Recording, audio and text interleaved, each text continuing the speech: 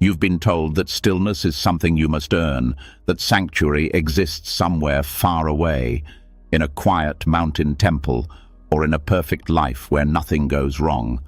But if that were true, why do so many who chase it still feel restless, still feel a noise inside that never stops? The truth is, the stillness you're looking for isn't out there, it's within you. Beneath the noise, beneath the pressure, there is a sanctuary that has never moved, never broken, never left. Buddhism calls it the refuge within. The silent space behind your thoughts, the calm witness that watches everything come and go. When you touch it, you remember that peace was never lost, only hidden beneath the chaos of life. Tonight, as you listen, your breath will slow, your thoughts will soften, and you'll begin to feel that stillness rising from deep inside. Not something to reach for, but something that's always been waiting for you to return. This isn't just another talk about mindfulness. This is a journey back to yourself, to the stillness that heals, to the sanctuary that never fades within you. There is a stillness and a sanctuary. And tonight, you will find your way home to it. Are you ready? Let's begin. Before we begin, take a slow breath. Let the noise of the world fade just a little. You've heard so many voices telling you to find peace in the next achievement, the next relationship, the next version of yourself. But here, we begin a different kind of search, one that doesn't take you outward, but inward. You are about to enter the monastery that walks with you, the temple that doesn't stand on a mountain, but breathes with you wherever you go. There's a quiet place within you that has never been touched by chaos. It's not built of stone or prayer flags, but of awareness, a living temple that exists in every breath you take. Most people spend their lives looking for refuge in the world, in homes, in people, in routines. They run from one thing to another, hoping that safety will come from control. But Buddhism teaches something different. Refuge is not a destination, it's a state of consciousness. It's what happens when you stop chasing the world and start returning to yourself. Think of your mind as a vast landscape. Most of the time, storms rage across it. Thoughts, memories, fears, desires. But deep beneath the surface, there is a still chamber that nothing can disturb. That is your inner monastery. You carry it everywhere, though you rarely step inside. It's the space in you that doesn't react, doesn't cling, doesn't resist. It simply watches. It is aware. And that awareness, pure and unshaken, is your true refuge. We often believe safety comes from being surrounded by the right conditions, enough money, love, health, or order. Yet if you've ever achieved those things, you already know how fragile they are. The moment life shifts, the peace they brought can vanish. The Buddha called this impermanence, the truth that everything changes. True refuge, then, cannot depend on anything that comes and goes. It must exist somewhere deeper, beyond the reach of loss. The mind, when untamed, searches for shelter in illusions. It clings to the idea that once I fix this, I'll finally rest. But that rest never comes, because the outer world never stops shifting. The real practice is learning to be still within movement, to find silence even as life roars around you. Meditation is not about escaping life. It's about returning to the only place that never leaves you. Awareness itself. In monasteries around the world, monks rise before dawn to sit in silence. But you don't have to wear robes or shave your head to touch what they touch. The same stillness they find in stone halls exists in the space between your breaths. Your body is your temple, your awareness is the altar, and your breath is the prayer. When you sit in quiet presence, you enter that sacred space, the temple that walks with you. Buddhist teacher Thich Nhat Hanh once said, "The mind can go in 1,000 directions, but on this beautiful path, I walk in peace." That peace is not given by the path, it is carried by the one who walks it. Wherever you are, in traffic, in pain, in confusion, the monastery is already there. You don't need to go anywhere to find it. You only need to turn inward and listen. The first lesson of discovering the inner monastery is humility. The ego wants to claim the role of architect, to build, perfect, and decorate the temple of the self. But awareness doesn't need construction. It was complete long before you started searching. All the layers of identity, history, and self-image are just walls we've built around something that was never meant to be hidden. Refuge is not adding, it's removing. It's peeling back everything that isn't real until all that remains is what's eternal. Every time you return to your breath, you step across the threshold. The world outside may be noisy, people demanding, schedules overflowing, but the temple inside has only one sound: silence. It's not the silence of emptiness, but of presence. When you touch it, anxiety softens, restlessness loses its power. You start to realize that nothing outside you has to change for you to be at peace. The second lesson is about ownership. Most people believe they can only feel calm when they find the right environment. But if peace depends on your surroundings, you're a prisoner of circumstance. The inner monastery frees you from that. You begin to see that calm is not something the world gives, it's something you bring. When your awareness becomes your refuge, you carry home with you everywhere. Think about it. All your life you've been told to find yourself, but you were never lost. You were only distracted. The monastery within has always been open, waiting for you to notice you've walked past its doorway 1,000 times.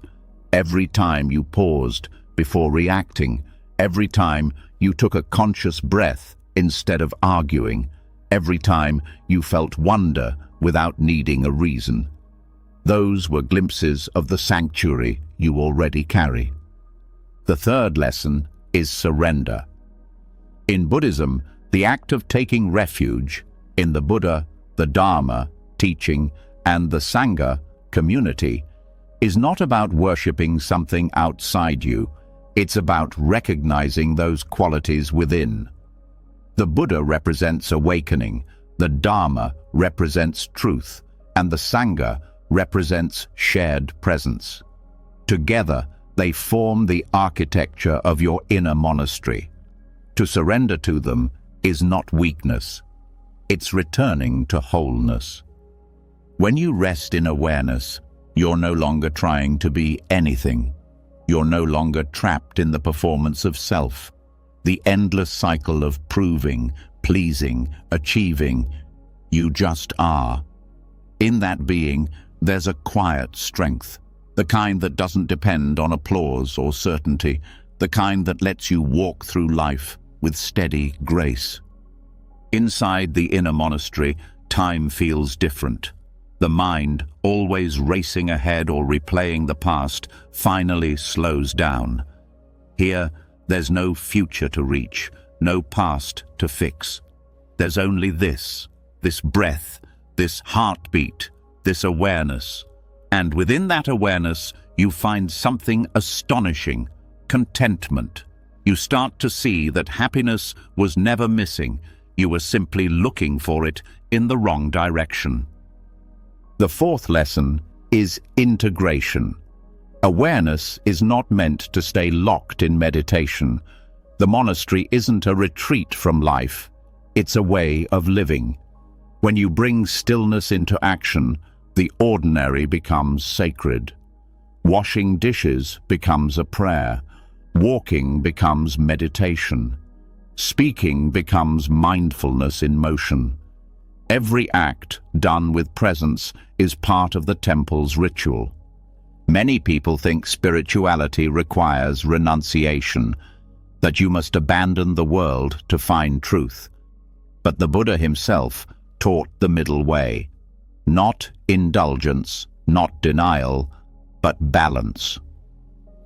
The monastery within honors both stillness and movement, both solitude and connection. You can work, love, struggle, and still remain anchored in awareness. Refuge is not escape, it's participation without losing yourself. The fifth lesson is about protection. When you live from awareness, you become untouchable by the storms of life. That doesn't mean you stop feeling pain. It means pain can no longer define you. It passes through you like wind through an open window. Awareness doesn't block emotion. It allows it to move freely without resistance. The walls of your inner temple are not built of stone, but openness. Nothing can shatter them because they do not close. You begin to understand that what you are is not the voice in your head, but the space in which the voice speaks. That space, pure, clear, infinite, is what Buddhists call the nature of mind. Thoughts come and go, but awareness remains, untouched. This is why the monastery is portable. You don't have to defend it, because nothing can enter it that doesn't already belong. As your practice deepens, the distinction between inner and outer begins to fade. The world itself becomes an extension of the temple. The laughter of children, the rustle of leaves, the rhythm of your breath. All of it belongs to the same silence. You start to feel that life is not happening to you. It's happening within you. The boundaries dissolve, and what's left is intimacy with everything. This realization changes how you live. You stop rushing. You start listening. You move through the world like someone walking through sacred ground. Every person becomes a teacher. Every challenge becomes a bell, calling you back to awareness. Even suffering becomes a doorway. The monastery doesn't protect you from difficulty. It reveals that difficulty itself can awaken you. The sixth lesson is gratitude. Awareness brings with it a natural appreciation. When you see clearly, even the smallest things feel miraculous. A sip of water, the warmth of sunlight, the stillness between sounds. Gratitude arises not because life is perfect, but because you finally see it as it is. You stop demanding that the world match your expectations and start bowing to its reality. This is freedom, not control, but acceptance. The seventh lesson is companionship. Inside the monastery, you're never alone. Even in silence, there's presence. The awareness that watches your life is the same awareness that animates everyone else. You begin to sense that separation was always an illusion, a trick of perception. Beneath the surface, we all share the same ground of being. This understanding brings compassion, not as an ideal, but as a natural response. When you know that others are not different from you, kindness becomes effortless. In the end, discovering the temple that walks with you is not about becoming someone new. It's about remembering what you've always been. The monastery has no doors because it was never closed. You were simply standing outside, knocking. Now you step inside and realize you've been home the whole time. When you finally rest in that awareness, life begins to unfold differently. You no longer chase peace, you carry it. You no longer seek refuge, you live from it. You become like the monks who walk barefoot through noisy markets, yet remain untouched by distraction. Still, steady, awake. And as you move forward, something subtle but profound happens. The outer world begins to mirror your inner stillness. People around you feel calmer. Conversations slow down. Even chaos seems to lose its edge. It's not that the world changed. You did. Your presence became a sanctuary for others, just as your awareness became a sanctuary for you. So, as you continue this journey, remember, the monastery isn't far away. It's here, now, in the space between your thoughts, in the pause before your next breath. Within you, there is a stillness and a sanctuary. And once you enter it, you'll never truly leave again. When you discover the temple within, something subtle begins to happen. The noise that once seemed so loud starts to soften, not because the world has changed, but because your relationship with it has. You begin to sense a quiet presence behind everything, something still, aware, untouched by thought.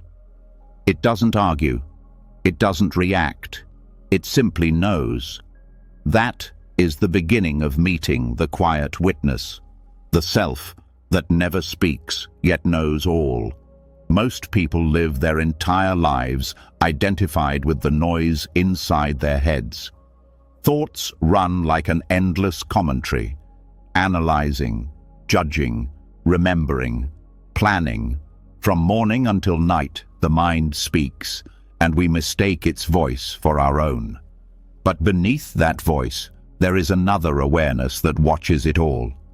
It notices every thought without being caught in it. That presence is not a thought. It's the space that thoughts appear in. It's what you really are when the noise fades for even a moment. The first step in recognizing this witness is to see that you are not the mind's story. You are the one hearing it. When anger rises, awareness sees it. When sadness passes, awareness remains. This presence does not have an opinion about what appears. It doesn't say, "I like this thought," or "I hate this emotion." It just watches. It's the quiet sky behind the changing weather of your mind. At first, this may sound abstract, but you've already experienced it many times. When you're lost in thought and suddenly realize you were thinking, who noticed that? When you feel anxious, but part of you says, "I'm anxious right now," who is aware of the anxiety? That awareness, silent and observing, is the witness. It never sleeps, never disappears. It was present in childhood, it's present now, and it will be present long after your current worries are gone. In Buddhist philosophy, this awareness is sometimes called pure consciousness. It's like a mirror that reflects everything but is not affected by what it reflects. You can stand before a mirror, smiling or crying. The reflection changes, but the mirror stays the same. Your awareness works the same way. It reflects thoughts, emotions, and sensations, yet remains clear and untouched. The mind resists this idea because it thrives on identity. It wants to say, "I am my thoughts," or "I am my feelings." But awareness doesn't need a name. It doesn't need validation. The moment you start to rest in this witnessing state, the mind begins to lose its grip. You realize that your worth was never tied to what you think or achieve. It was always here, in the simple fact that you exist and are aware. There's a deep peace in this recognition. You no longer have to control every emotion or silence every thought. You simply allow them to come and go, like waves rising and falling on the surface of the ocean. They move through you, but you remain the depth beneath. This is not indifference, it's freedom. You still feel, but you're no longer trapped inside what you feel. As you start to live from the perspective of the witness, daily life transforms. When someone criticizes you, instead of reacting instantly, awareness observes the sting in your chest, the impulse to defend, the story forming in your mind. You begin to see it all like a scene in a movie, vivid, but not ultimately who you are. The moment you recognize that, space opens up. That space is peace. It allows you to respond wisely instead of reacting blindly. True meditation begins here, not in controlling thoughts, but in noticing the one who watches them. You can sit quietly and let your mind wander, but instead of getting caught, you stay as the watcher. At first, this feels subtle, like trying to see something that's always been behind you, but with practice, it becomes unmistakable. You start to see that everything you experience, joy, pain, memory, sound, arises in this same field of awareness, and that field has no boundary. Buddhist masters often use the analogy of space. Space holds everything, but nothing can stain it. A fire burns within it, rain falls within it, yet space remains untouched. Likewise, awareness contains all experience but is never harmed by it. Realizing this changes how you relate to suffering. You begin to see pain not as an enemy, but as something that appears within you, not to punish, but to reveal the depth of your own stillness. When you rest in the witness, you no longer need to analyze every problem. You start to trust that awareness itself holds intelligence deeper than thought. The mind believes it must solve everything, but awareness doesn't solve, it sees. And in that seeing, many problems dissolve on their own. Often, what we call a solution is just the moment we stop fighting what is. There's also a humility that arises from living as the witness. You start to see how small your opinions are compared to the vastness of awareness itself. You stop needing to be right. You stop needing to control how others see you. You no longer need to prove your worth because you realize you were never the personality struggling to be seen. You were the presence quietly observing the performance. This shift also brings compassion. When you see yourself as awareness, you see that same awareness in everyone else. The person arguing with you is also caught in their thoughts, believing those thoughts are who they are. You no longer need to take their anger personally. You begin to meet others from stillness instead of defensiveness. In that space, empathy grows naturally. There's a moment in deep awareness where you begin to sense that the witness itself is not separate from what it observes. At first, it feels like me watching my thoughts, but as your perception refines, you realize the boundary dissolves. Awareness is not inside you. Everything is inside awareness. This is what non-duality means, the recognition that subject and object are one continuous field of knowing. You and life are not two. This understanding is not meant to be an intellectual idea. It's something you feel directly. When you're fully present, watching the rain fall, listening to someone speak, feeling your breath, there's no gap between you and the moment awareness and experience merge into one seamless flow. That unity is what the Buddha called liberation. It's not dramatic, it's profoundly simple. As the witness strengthens, the grip of the ego weakens. The ego lives in constant commentary. I'm doing well. I'm failing. I'm loved. I'm not enough. Awareness doesn't play that game. It doesn't measure, compare, or seek validation. It just knows. When you live from that knowing, life stops feeling like a battle. The world doesn't shrink or disappear. You just stop taking it so personally. This is not about escaping emotion or becoming detached. The witness allows you to feel more deeply because you're no longer afraid of your own feelings. You can let sadness wash through you without clinging or resisting. You can let joy come and go without trying to hold on to it. This fluidity is freedom, not numbness, but openness. Over time, awareness becomes your natural resting place. You begin to wake up in the morning and sense it before thought even starts. It's the quiet background to your entire existence. You walk, eat, speak, work. And through it all, a silent knowing remains. That is the essence of presence. It's the same awareness that looked out through your eyes when you were a child, unchanged by the years. Many spiritual teachers describe this awakening as remembering rather than achieving. You don't become aware. You realize you've always been aware. The mind had simply been too loud to notice.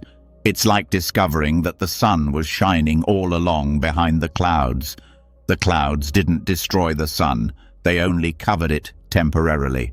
When you start to live this truth, you no longer seek validation through thought. You realize that even your search for enlightenment was part of the mind's movement. The witness doesn't need to be enlightened. It already is. The work is simply to rest there again and again until it becomes effortless. Awareness is not passive. It's deeply alive. It holds intelligence that guides without words. Sometimes, when you rest in it, clarity arises by itself. You suddenly know what to do or say, not because you thought it through, but because the stillness itself revealed the next step. This is why intuition is so powerful. It's awareness speaking before the mind interferes. Another insight of the witness is that nothing ever truly belongs to you.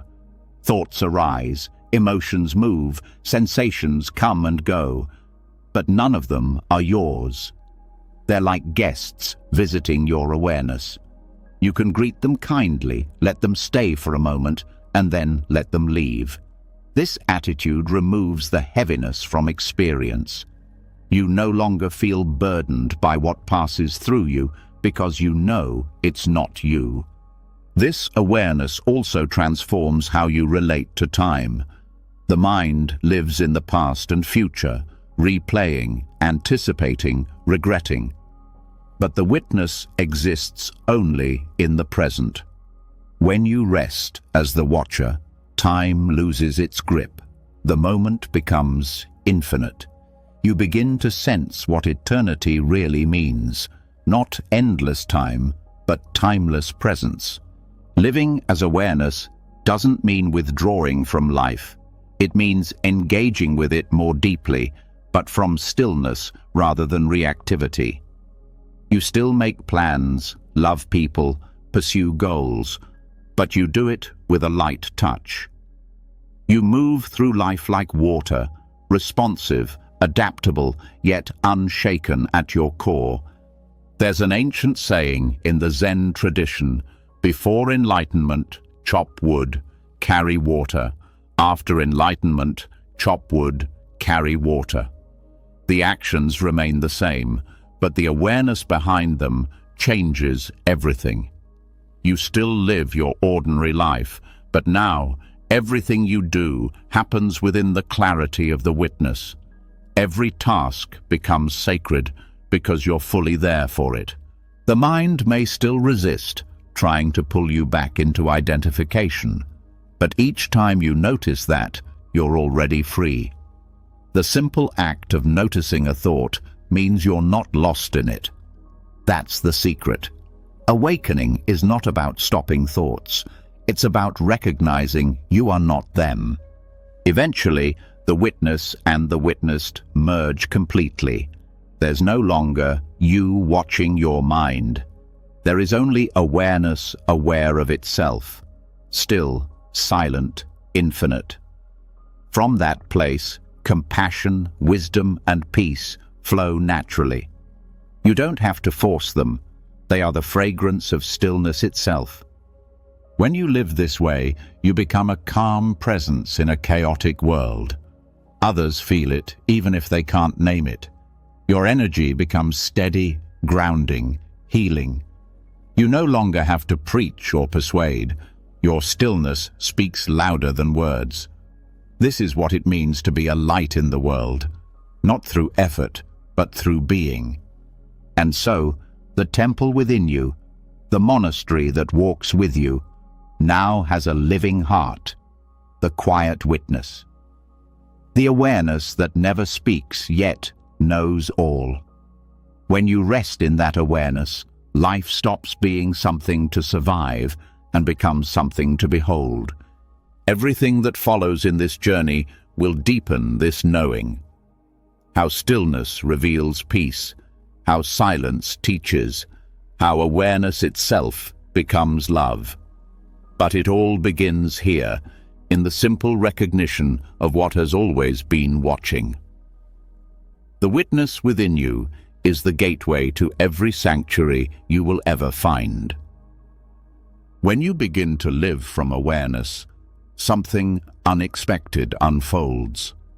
The mind that once seemed loud and endless begins to quiet, but not completely. It still hums, it still moves, it still tries to pull you back into old patterns. And this is where many people get discouraged. They think, if I'm aware, why do I still feel restless? But here lies one of the deepest lessons of Buddhism, that restlessness itself can be the doorway to refuge. The agitation that feels like a problem is not a barrier to peace. It's the map leading you toward it. There's a kind of tension that lives in every human being, a subtle vibration beneath the surface of our daily lives. You feel it when you can't sit still, when your phone becomes your escape, when you keep checking the clock even though you have nowhere to be. It's the nervous hum that says, something is missing. But if you pause long enough to feel it fully, you start to notice that this restlessness is not trying to destroy you, it's trying to guide you home. The restless mind is not your enemy, it's a misunderstood messenger. It appears loud because it's trying to show you where you've been disconnected from your center. Beneath every anxious thought, beneath every wave of unease, there's something else, a still point that never moves. Most of us spend our lives fighting restlessness, distracting ourselves, numbing ourselves, trying to get rid of it. But peace doesn't come from escape. It comes from descent, from daring to sink beneath the noise and meet what lies under it. When you sit quietly, you may notice a pressure in your chest or a swirl of energy behind your thoughts. The instinct is to run, to grab your phone, to move, to fix. But if you stay, if you breathe, and allow that discomfort to be seen, you'll notice it begins to soften on its own. Restlessness is like a wave crashing on the surface of the ocean. Awareness doesn't stop the wave. It reveals that beneath the turbulence, the ocean is calm. This is the hidden refuge beneath restlessness. The paradox that peace is not found by removing agitation, but by fully entering it. Every time you sit in stillness and face the storm instead of escaping it, You are practicing one of the most advanced forms of meditation. You're teaching your nervous system that it doesn't have to run. You're showing your heart that it can hold everything it feels without breaking. The Buddha compared the mind to a wild monkey leaping from branch to branch. But he also said that the way to tame the monkey is not through force, but through awareness. When you stop chasing thoughts or punishing yourself for distraction, the mind slowly settles. Not because you controlled it, but because you stopped fueling it with resistance. Restlessness is a sign that your awareness is expanding. It's the friction that happens when stillness begins to reveal what's been hidden under years of movement. Instead of judging it, learn to listen. Anxiety, boredom, overthinking, they all carry information. They show you where you've been disconnected from presence. When you welcome them, they transform.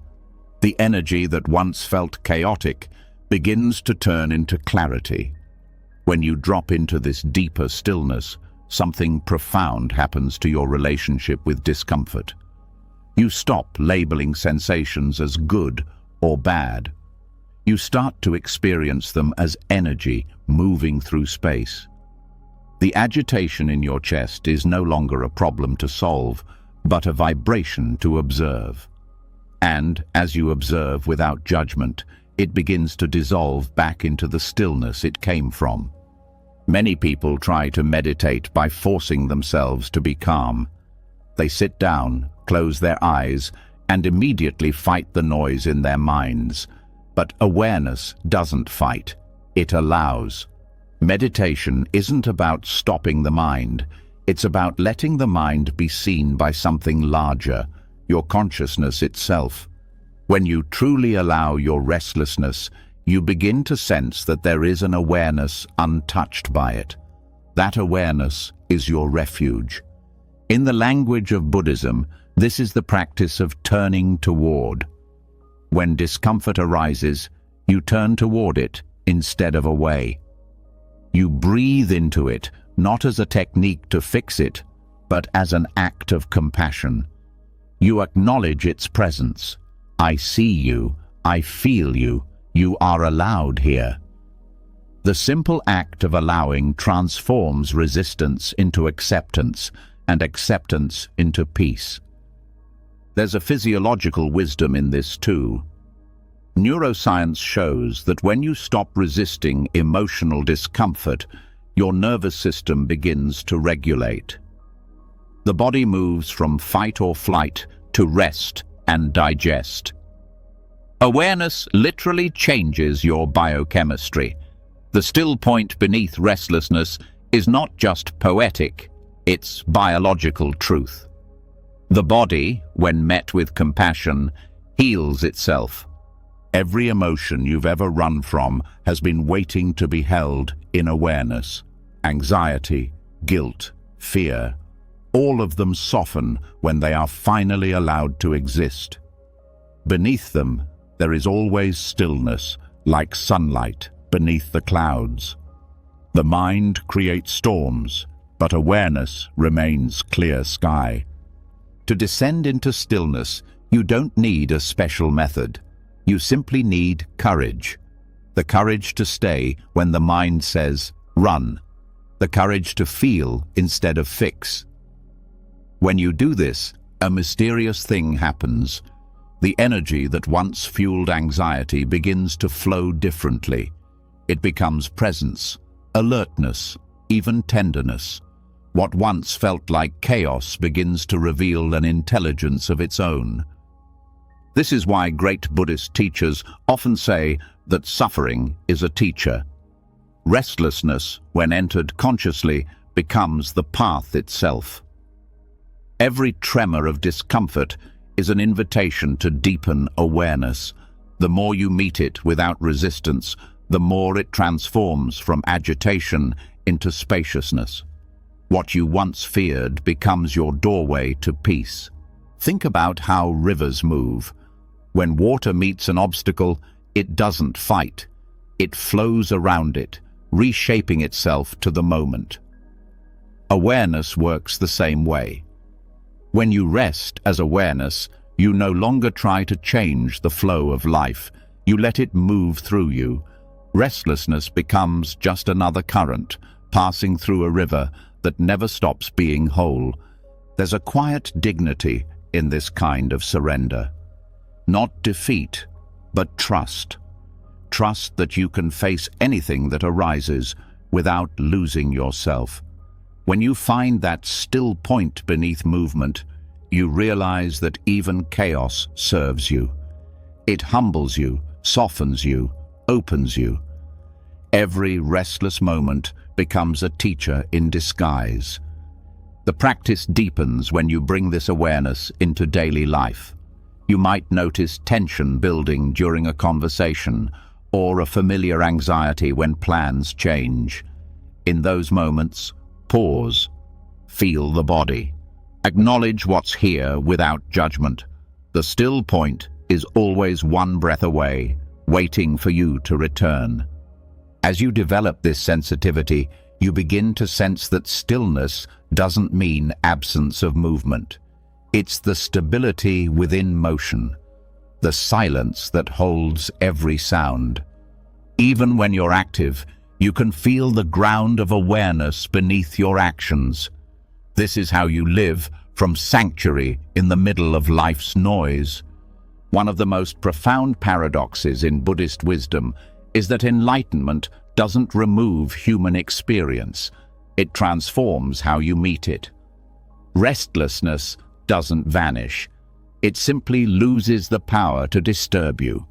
It becomes part of the dance, movement happening within stillness. Eventually, you begin to sense that there's no true separation between the restlessness and the refuge. The two are one continuous movement, like waves and ocean. Without the waves, you'd never know the depth of the sea. Without agitation, you'd never discover how deep your peace goes. This is the hidden blessing of restlessness. It forces you inward until you touch what cannot be moved. The mind will still create noise, that's its nature. But now, instead of fighting it, you recognize it as background music. You no longer confuse the soundtrack with the silence that holds it. You can let thoughts pass like wind through open windows. Awareness remains still, even as everything else changes. This understanding turns ordinary moments into profound ones. Waiting in line becomes meditation. Frustration becomes a reminder to breathe. Even conflict becomes a mirror reflecting where peace is hiding beneath reaction.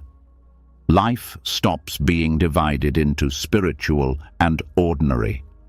Everything becomes part of your practice. Over time, the refuge beneath restlessness becomes so familiar that even in chaos, you know how to return. You can be in a crowded room, in grief, in uncertainty, and still feel that quiet hum of awareness beneath it all. You stop needing perfect conditions to be at peace. You found something stronger than calm. You found stillness in motion. This is what the Buddha meant by liberation. Not the absence of emotion, but freedom from being controlled by it. You still feel everything, but you no longer drown in it. The ocean of awareness holds every wave without losing its depth. So the next time restlessness visits you, don't push it away. Greet it like an old friend bringing a message. Sit with it. Listen. Beneath its movement, you'll find the same stillness you touched in your inner monastery, the same awareness you met as the quiet witness. It's all one sanctuary, layered, living, breathing through you. In that moment, you realize something extraordinary. What you were running from was never the problem. The running was. When you stop running, even the storm becomes holy. The noise becomes music. The restlessness becomes the path home. And from that home, the still point beneath all movement, life begins to flow differently. You no longer seek peace in perfect conditions. You carry it within you, in the space beneath every anxious thought, in the pause before every reaction, in the gentle breath that says, "I am here." The hidden refuge beneath restlessness isn't something you find once and keep. It's something you return to again and again, each time you fall back into noise. But each return is easier, softer, truer. You start to realize that stillness isn't an escape from life. It's the pulse of life itself, steady and timeless beneath the ever-changing rhythm of your days. And so, the journey continues, not upward or outward, but inward, deeper into the quiet center that never moves. What you once called agitation now feels like an invitation, a whisper saying, "Come closer." Beneath every restless wave, stillness waits. Beneath every thought, awareness breathes. And beneath every heartbeat, the sanctuary calls you home. Every return to stillness is a homecoming. After descending into the quiet beneath restlessness, you begin to see how every agitation, every wave of emotion, was only calling you back to yourself. There is a moment, after the noise fades, where something soft and familiar rises, a feeling of belonging that doesn't depend on anyone's approval. This is the beginning of self-returning, the sanctuary you've searched for in every place but your own presence. Human life, for most of us, becomes a long journey away from home. From childhood, we're taught to look outward for meaning, to earn love through performance, to prove our worth through success, to measure ourselves through other people's eyes. Every compliment becomes a drop of water in a dry well. Every criticism becomes a storm.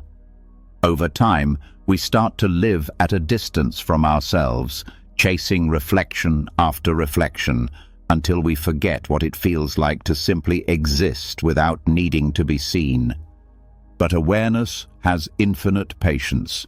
It waits, quietly, behind the noise of ambition and fear. It never leaves, even when we abandon it.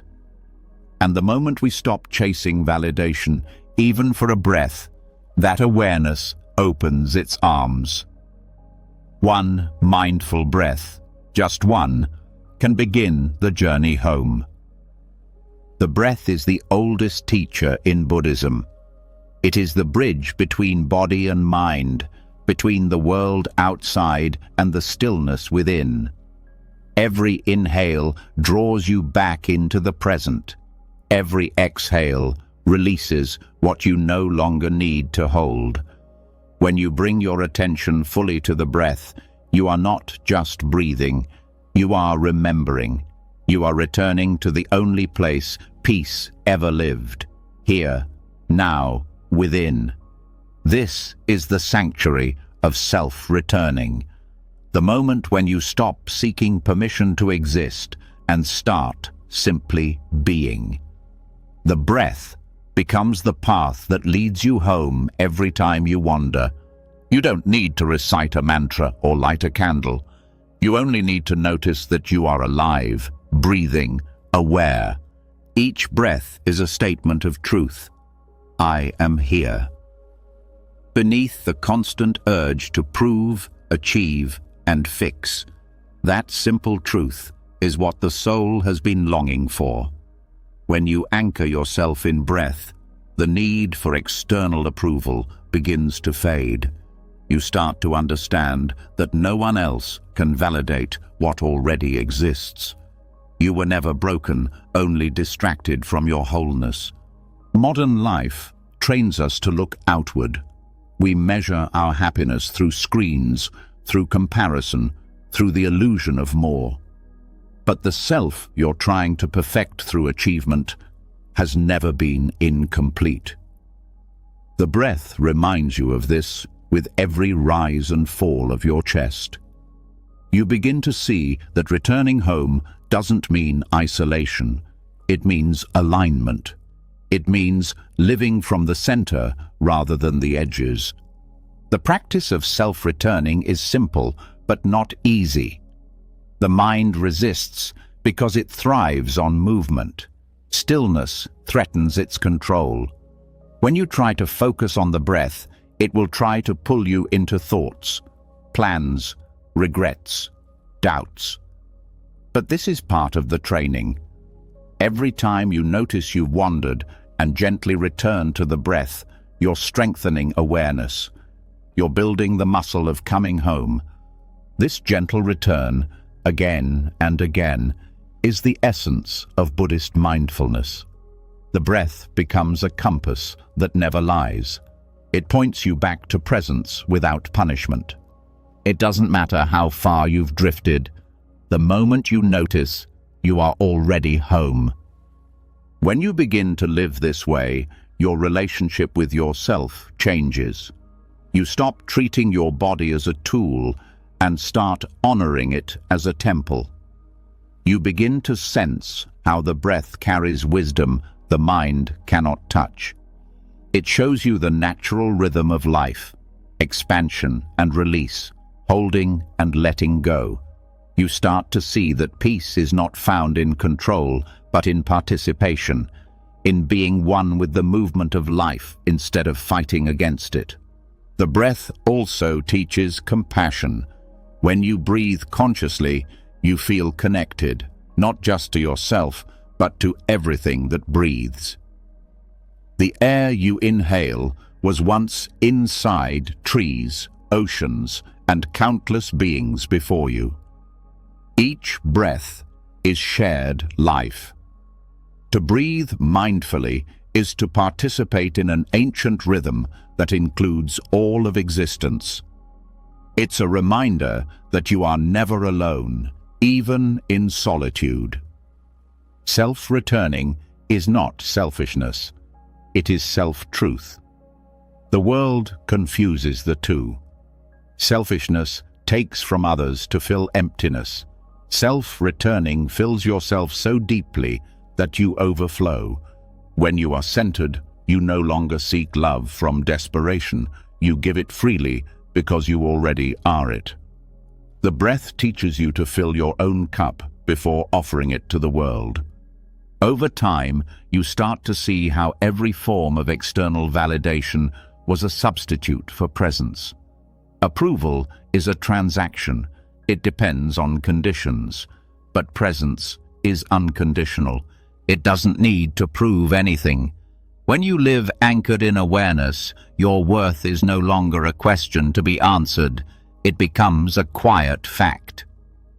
One of the most powerful insights in Buddhist psychology is that suffering arises from craving, the constant reaching for something outside yourself. Self-returning dissolves this craving at its root. When you are home within, you no longer chase peace, you express it. You no longer pursue happiness, you embody it. The world becomes a reflection of your inner stillness instead of a battlefield for validation. This return also transforms your relationships. When you no longer depend on others to define you, you begin to relate to them differently. Love becomes cleaner, freer. You don't demand that others complete you. You share completeness. Communication deepens because you're not speaking from insecurity, but from clarity. Every interaction becomes an extension of the peace within. There is also healing in this practice. Much of human pain comes from self-abandonment, from ignoring what we feel to meet expectations or fit into roles. Returning to the breath brings those neglected parts back into awareness. You begin to listen to your own heart with the same compassion you once reserved for others. You learn to sit with your feelings, to hold them like small children returning home after being lost. In that holding, the past begins to release its grip. The sanctuary of self-returning is not about perfection. You will wander, daily, sometimes hourly, but each time you notice and come back, the home within you becomes stronger, more alive. You start to realize that the beauty of this path lies not in never leaving, but in the tenderness of returning. This is what the Buddha meant when he spoke of mindfulness as remembering. It's not about controlling attention, but remembering your true nature, awareness itself. Every breath becomes an act of remembering. The body inhales, and you recall, I am alive. The body exhales, and you let go of the false selves that the world demanded you be. The breath also teaches patience. It cannot be rushed or forced. It moves in its own rhythm, just as awareness does. Learning to follow the breath is learning to live in harmony with reality, not faster, not slower, but in tune.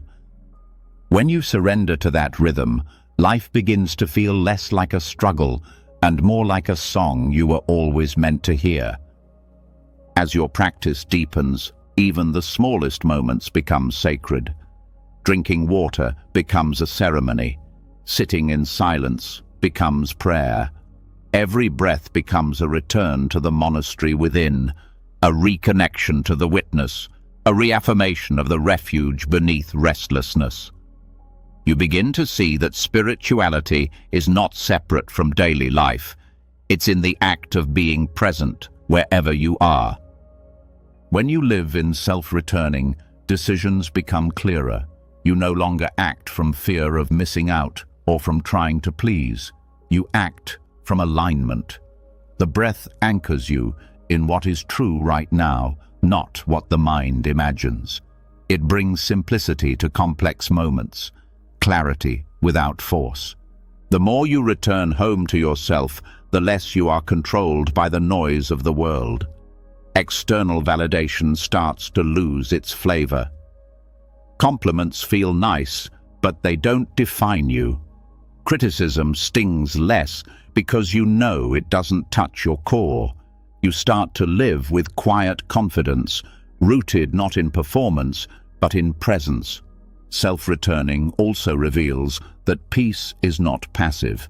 It has depth, strength, and direction. When you're centered, you can act decisively without aggression. You can set boundaries without guilt. You can speak truth without needing approval. Presence doesn't make you distant. It makes you grounded. And even when life feels heavy, when grief or uncertainty visits, the breath remains a loyal guide. It teaches that no pain lasts forever, that each inhale carries new life, and each exhale releases what is done. You start to sense the natural intelligence of existence. Everything comes and goes, yet awareness endures. This is the deepest form of trust, knowing that even in loss, you are still held within the sanctuary of being. Eventually, self-returning becomes less of a practice and more of a way of living. You begin to move through the world like someone carrying a hidden temple inside them. People feel calmer around you because you're anchored. Your presence becomes medicine, not through words, but through stillness.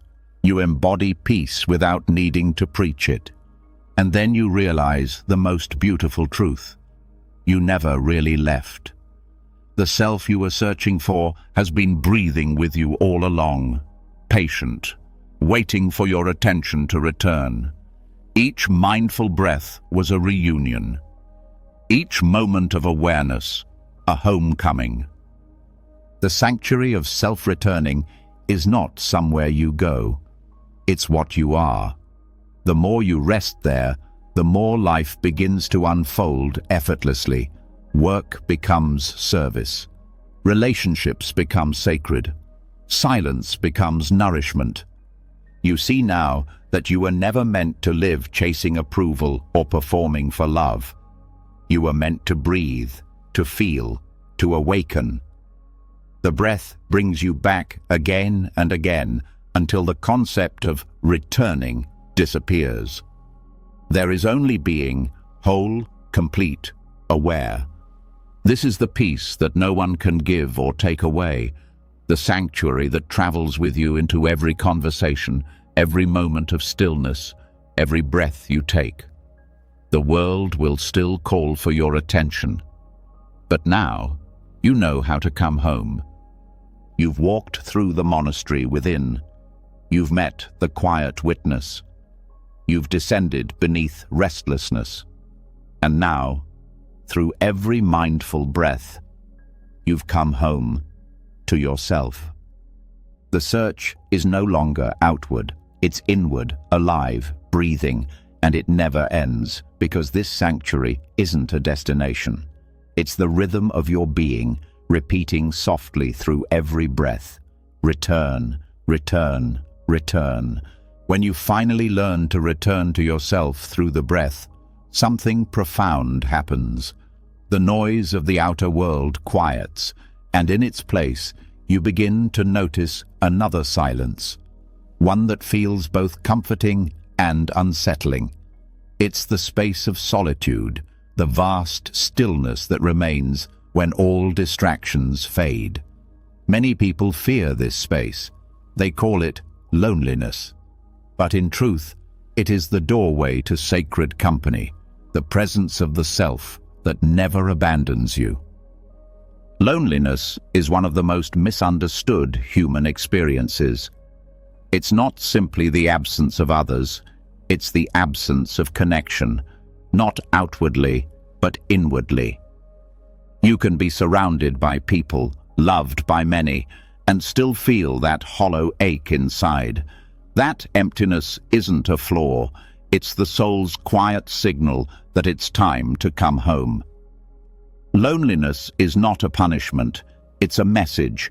It tells you that you've been living too far from your own heart. Solitude, on the other hand, is the alchemy of loneliness. It's what happens when you stop running from that emptiness and start listening to it.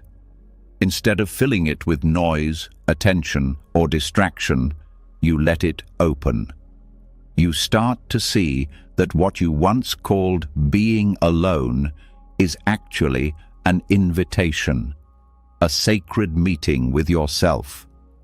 The moment you stop resisting solitude, it transforms from emptiness into fullness. We live in a world that fears silence. We fill every gap with sound, every pause with scrolling, every quiet moment with stimulation. Yet, beneath all that noise lies the companionship we're secretly craving. Solitude strips away everything false, the performances, the masks, the need to be seen, until what's left is the one relationship that never ends, the one you have with your own awareness. There's a kind of companionship that no one else can offer, the companionship of being truly present with yourself. When you learn to rest in solitude, you begin to sense that awareness is never absent. It doesn't matter if the house is empty or the phone is silent. Awareness is still here, breathing with you, listening, alive. That is the sacred company the soul seeks. The quiet realization that you were never truly alone, only unaware of your own presence. The shift from loneliness to solitude begins with acceptance.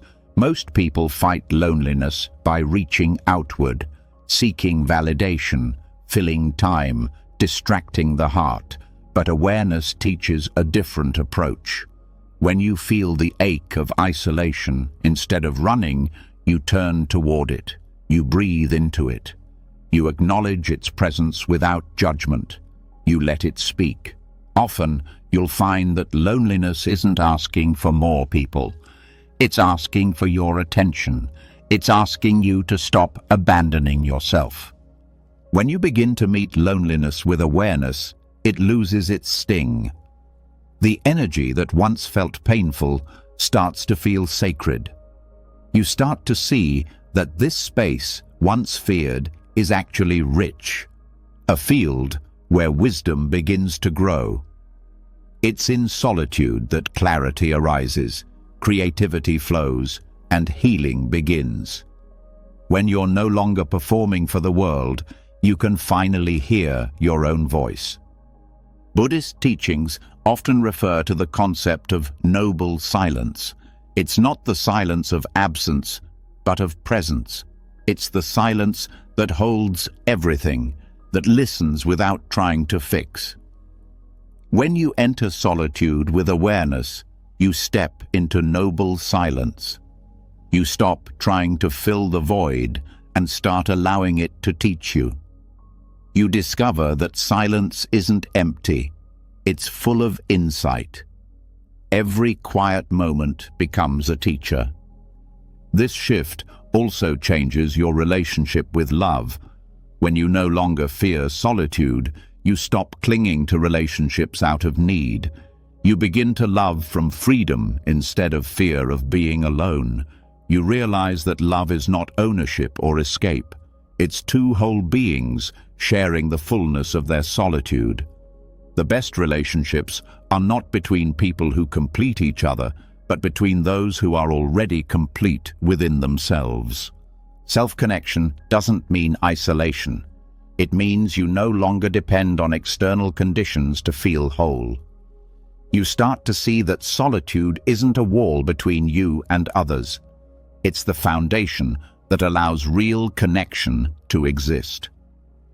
When you know how to be with yourself, you can be fully present with others without losing your center. In solitude, the mind quiets enough for the heart to speak. You start hearing subtle truths that daily noise had buried. What really matters, what needs to be released, what kind of life aligns with your deepest values. You begin to feel the pulse of authenticity, not who you think you should be, but who you already are when nothing is performed. This awareness is transformative because it brings self-companionship. The part of you that once sought comfort in others begins to find comfort within. You learn to soothe yourself, to hold your pain with tenderness, to speak gently to your own mind. You stop waiting for someone to rescue you because you realize that presence itself is the rescuer. Awareness becomes your eternal friend. Spending time alone starts to feel different. The quiet no longer feels heavy. It begins to nourish you. You might find yourself craving moments of stillness, not because you're escaping life, but because you're reconnecting with its essence. Solitude becomes like sunlight through a window, gently illuminating what was always beautiful but unnoticed. From this space, creativity begins to bloom. Many of history's great thinkers, poets, and mystics discovered their deepest insights in solitude, not because they were special, but because they listened. Solitude gives birth to understanding. It connects you with intuition, the subtle knowing that doesn't come from analysis, but from silence. The mind solves problems. Awareness reveals truth. There's also a spiritual dimension to solitude. When you sit in silence long enough, you start to sense that awareness itself is not personal. It doesn't belong to you. It's the same awareness that has existed through all beings, the same consciousness that connects everything alive. What began as loneliness turns into communion, not with others, but with life itself. You realize that you are never truly separate from existence. You are an expression of it. Loneliness says, "I am a part." Solitude says, "I am a part." That single shift in perception changes everything. You stop feeling like a fragment, searching for completion, and start feeling like a wave resting in the ocean. Every breath becomes a reunion with something infinite and kind. This transformation doesn't happen overnight. The mind will resist solitude because it can't control silence. Thoughts will arise, memories, doubts, discomfort, trying to fill the space. But awareness knows how to hold them without drowning in them. Each time you sit with yourself and stay, you teach your nervous system that silence is safe.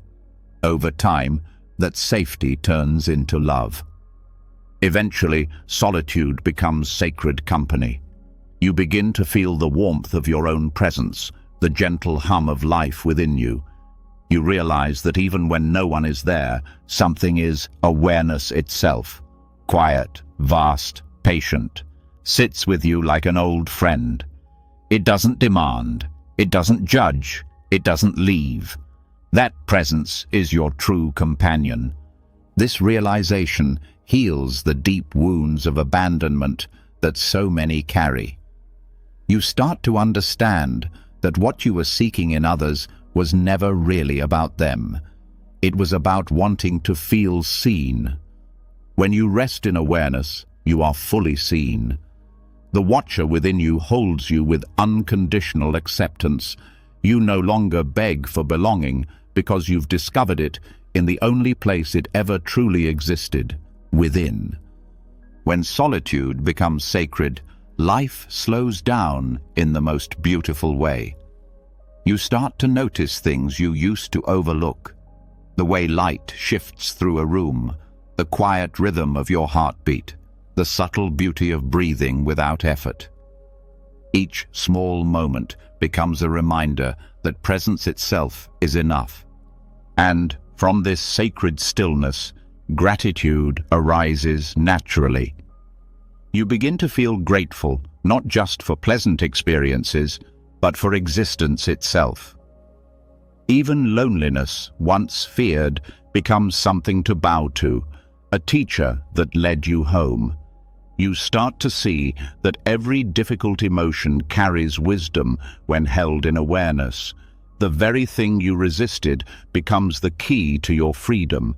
This shift also transforms how you serve the world. When you've found peace in solitude, you stop seeking fulfillment through others, and you start sharing it. Your presence becomes a sanctuary for those still searching.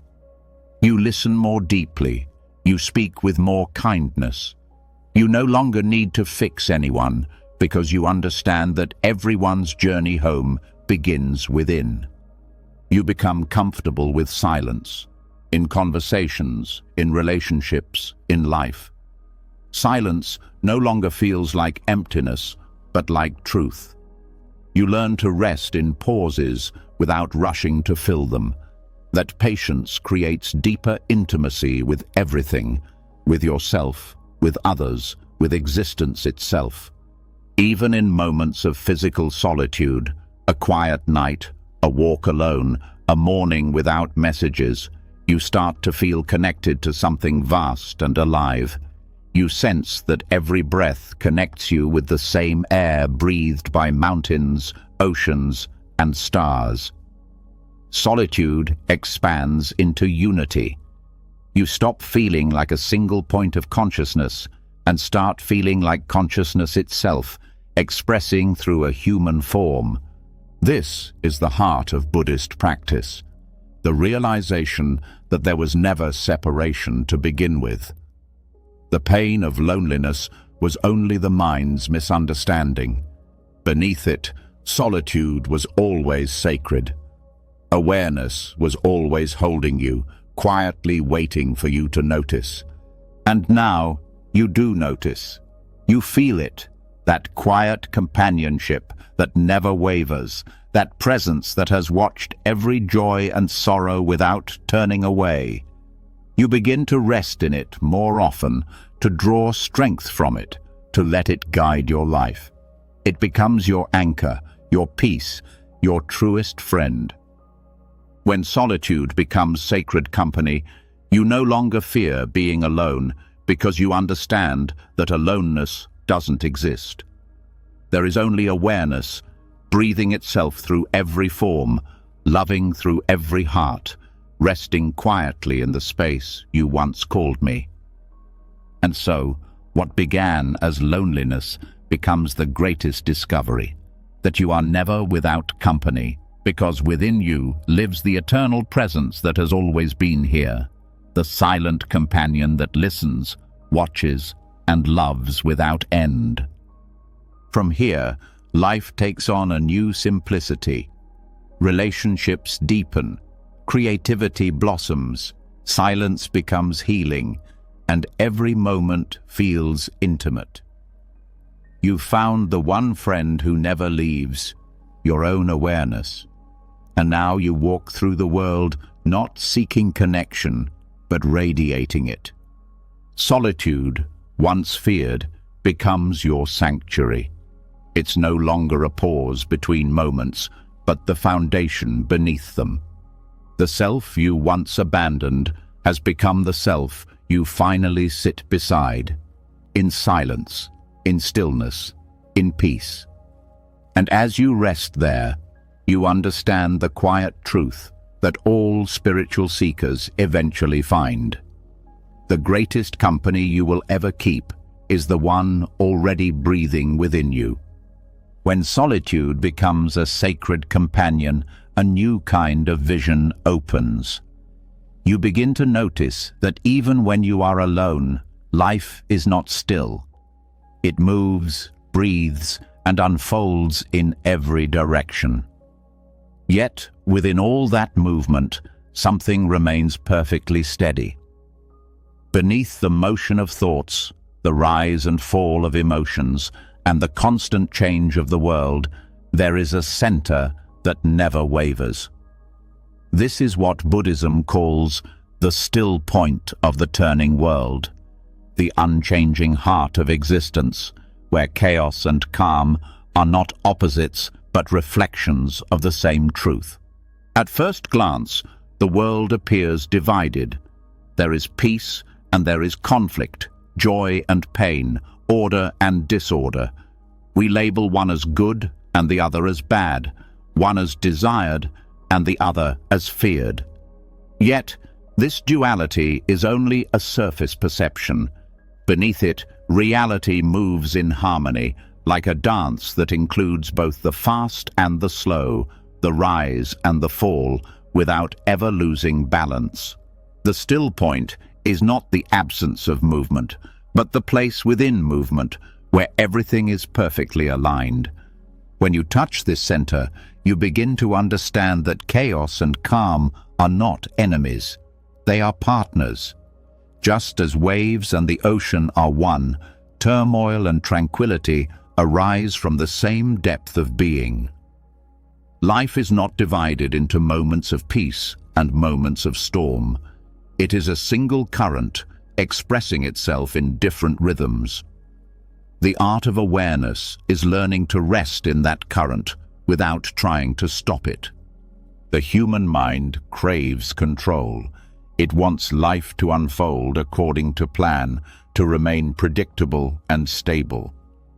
But the more we resist change, the more chaotic everything feels. The still point is not found through control, but through surrender. The surrender that allows you to see that even in disorder, something larger is holding it all together. The Buddha called this the middle way, the balance that exists between extremes. The middle way is not compromise, it is wisdom. It recognizes that stability is not found in stopping motion, but in realizing that motion itself arises within a vast, unmoving awareness. The planets spin, seasons change, thoughts appear and fade, but awareness remains untouched. That is the still point, the unmoved center in which all movement occurs. When you start to see life from this perspective, your relationship with chaos transforms. What once felt threatening begins to feel sacred. The ups and downs of existence become part of a larger intelligence, a rhythm that needs both expansion and contraction to sustain balance. You begin to see that even pain has purpose, that storms are part of the way life renews itself. Nothing is wasted, nothing is out of place. The chaos is not a flaw in the design, it is the design. This understanding doesn't come from thought, but from direct awareness. When you sit in silence and simply observe, you start to sense that stillness is not something you create. It is something you notice. It's already here, beneath every sound and every sensation. Even in the busiest moment, a layer of stillness is always present, a subtle hum that never ceases. You don't have to quiet the world to feel it. You only need to listen deeply enough. The mind, when left untrained, becomes hypnotized by movement. It chases thoughts the way a cat chases shadows, believing peace lies in catching the next one. But awareness doesn't chase. It stays still and watches. The moment you recognize yourself as awareness rather than thought, you are at the still point.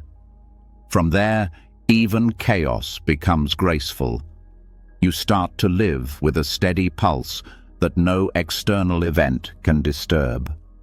This is why enlightened beings appear calm even amid crisis. Their peace is not because life is easy, it's because they rest in the truth that both ease and struggle are temporary expressions of the same reality. They don't cling to calm or resist chaos. They let both pass through awareness, like clouds across the open sky. The sky never fears the storm because it knows it will clear. Awareness never fears chaos because it knows it cannot be touched by it. In Buddhism, this understanding is often illustrated through nature. The river flows endlessly, yet the water within it is never the same. It moves, it changes, but the essence of river remains.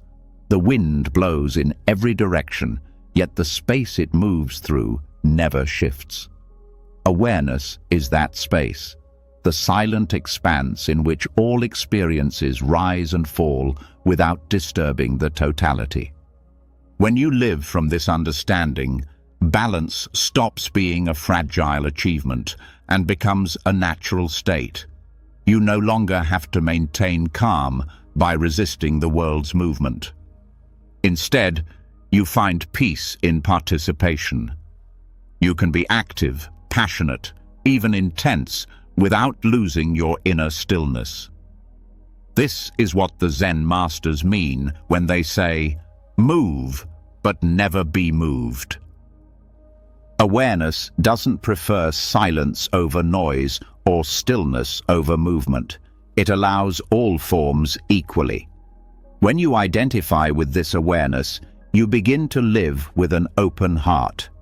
You stop labeling experiences as blessings or curses. Every event becomes an expression of the same sacred energy, the energy of life itself. You see that both chaos and calm are just different notes in the same symphony. The music would lose its beauty if one were missing. This insight dissolves the old battle between control and surrender. You realize that control was never truly possible because the world was never separate from you. The chaos you feared was part of the same field of being that you are. You can now participate in life without trying to bend it to your will. You start to flow. In that flow, action becomes effortless, like a dancer who no longer thinks about the steps, but moves as the music moves. The still point is not a distant goal. It is here, in this very moment, behind your breath, beneath your heartbeat, inside every perception. Even when the mind races, something remains untouched. To find it, you don't need to stop your thoughts. You simply need to see that awareness is already here, watching the thoughts come and go. That recognition is the return to center. Living from this center means you no longer seek peace, as a future event. You realize that peace is not the absence of problems. It's the presence of awareness within them.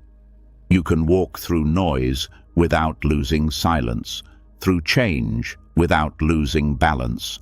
You stop searching for stillness as a state and start living it as a truth. In moments of crisis, this realization becomes your greatest refuge. When everything around you falls apart, the still point remains. It holds you quietly, reminding you that the essence of who you are has never been touched by loss. Even grief, when seen from awareness, has a strange beauty. It shows how deeply you've loved, how alive your heart still is. You begin to see that nothing real is ever lost. It only changes form. The still point also reveals the nature of impermanence. You begin to sense that life's constant motion is not chaos, but order beyond understanding. Every ending makes space for beginning. Every loss creates room for renewal. You no longer cling to permanence because you see that the only permanent thing is change itself, and beneath even that, the stillness that allows change to happen. This perspective transforms fear. Fear thrives in uncertainty. But when you know that both chaos and calm belong to the same stillness, uncertainty loses its threat. You no longer need to predict or control life. You can meet it as it comes, trusting that awareness will remain steady no matter what arises. You stop trying to survive the storm and start learning to dance in the rain. The more deeply you rest in this awareness, the more compassionate you become. You realize that others too are caught in the turning world, pulled by joy and sorrow, fear and desire. When you meet people from your still point, you see their storms without judgment. You don't get swept into their chaos, yet you don't withdraw from it either. You become a steady presence, offering calm not by words, but by being. This is why the still point is called a refuge. It's not a place to hide, it's a foundation from which to engage the world more deeply.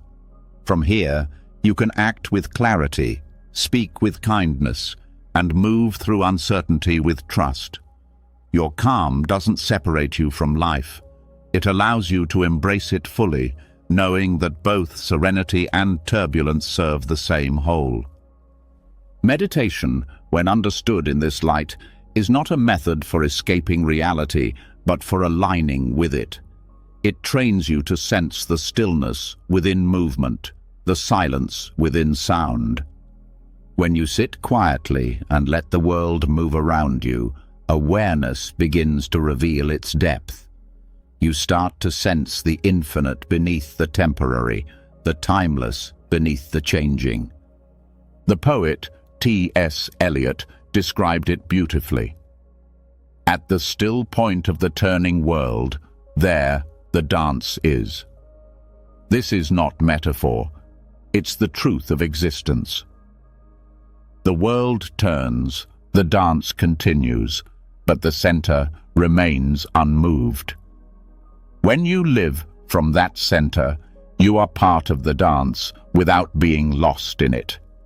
Every breath offers this lesson anew. The inhale expands, the exhale releases. Both movements arise from the same stillness. The breath doesn't choose between them. It completes both with grace. Awareness works the same way. It doesn't reject experience, it integrates it.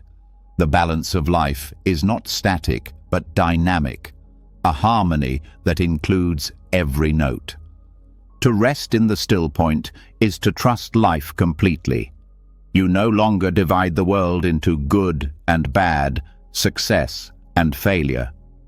You begin to see that everything has its place in the great unfolding. The flower blooms and withers, both are sacred. The sun rises and sets, both are necessary. Even your own emotions, joy, grief, love, anger, all belong. Awareness doesn't discriminate. It holds everything in the same embrace. This realization brings a peace that cannot be broken because it's not built on avoidance, it's built on inclusion. You stop trying to escape the turning world and instead let it turn within you. You find rest not by leaving movement behind, but by finding the stillness that has always been moving with you. When this understanding settles deeply, even the word stillness becomes unnecessary. There's just life, unfolding in perfect balance, and awareness quietly witnessing. The world continues to spin, and yet, inside you, there is no spinning, only presence, vast and unwavering. This is the secret the Buddha discovered beneath the Bodhi tree, that within the impermanence of everything lies a stillness that never changes. It doesn't reject the world. It holds it. It doesn't need to end the dance. It simply sees that the dancer and the dance were never separate. And so, as you walk through the noise, the beauty, and the storms of life, remember this truth. The still point is always here, right where you are, beneath chaos, within calm, inside every heartbeat. The world will keep turning, but awareness remains unmoved, quietly shining through it all. In that realization, you find the peace that nothing can disturb, and the wisdom that nothing was ever out of place. When you begin to live from the still point, something begins to shift deep within you. You start to sense that even the identity you've worn, the name, the story, the face you present to the world, is part of that movement too. It's real in the same way a wave is real, visible for a while, yet inseparable from the ocean beneath it.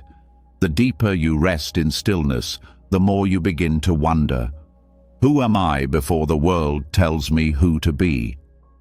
What remains when every label falls away?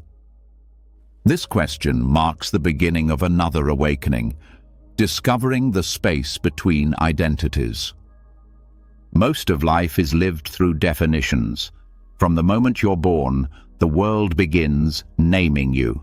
Your gender, your family, your culture, your profession, your achievements. These words give structure to experience, but they also create invisible walls. Over time, you start to mistake the walls for the self. You forget that before you were a name, before you were a role, before you were anyone's anything, you simply were. Awareness, open and unconditioned. This forgetting is subtle. You don't notice when it happens. One day, you wake up and realize you've become a collection of titles: worker, parent, friend, success, failure. Each one carries expectations. Each one shapes how you act and speak. But beneath all these roles, something timeless watches. The same still awareness that was present before any identity began. That presence is what you truly are. The space between identities is the doorway back to that presence. It's not a physical place, but a state of being. The moment when you stop performing and simply rest in awareness. It's that pause between breaths, between thoughts, between one version of yourself and the next. It's where you can see clearly without being defined by what you see. In Buddhist philosophy, the self is seen as a process, not a permanent thing. The personality, the habits, the memories. They're like waves in the ocean of consciousness. They rise and fall, giving the illusion of continuity, but they never stay. When you look closely, you realize there is no fixed me, only the awareness in which all experiences appear and disappear. This isn't an abstract concept. It's something you can feel directly when you stop identifying with your story for even a moment. When you rest in awareness, the boundaries between you and the world begin to blur. You start to sense that the same consciousness looking through your eyes is the one animating everyone else. The separation that identity creates begins to dissolve. You realize that identity is useful. It helps navigate the world, but it's not the truth of who you are. It's a costume awareness wears to experience diversity. This understanding brings immense freedom. Once you see that you are not confined to a single identity, life stops feeling like a performance that must be perfected. You can move through different roles, professional, friend, parent, child, without losing your center. You start to live with fluidity instead of rigidity. You can fully engage with each role while knowing that none of them define you completely. But reaching this understanding requires courage, because identity often feels safe. It gives us a sense of control and belonging. To step into the space between identities means to let go of certainty, to stand in the unknown. At first, this can feel unsettling, like standing without ground. But the longer you stay in that space, the more you realize it's not emptiness, it's openness. It's not the loss of self, it's the discovery of the self that cannot be lost. Awareness doesn't need a title to exist. It doesn't ask, "Who am I?" because it already knows. It's everything and nothing at once. When you touch this truth, the pressure to be someone relaxes. You begin to experience a quiet joy in simply being. This joy doesn't depend on accomplishment or recognition. It comes from the direct experience of freedom, the freedom of not having to play a role. The space between identities also brings deep clarity.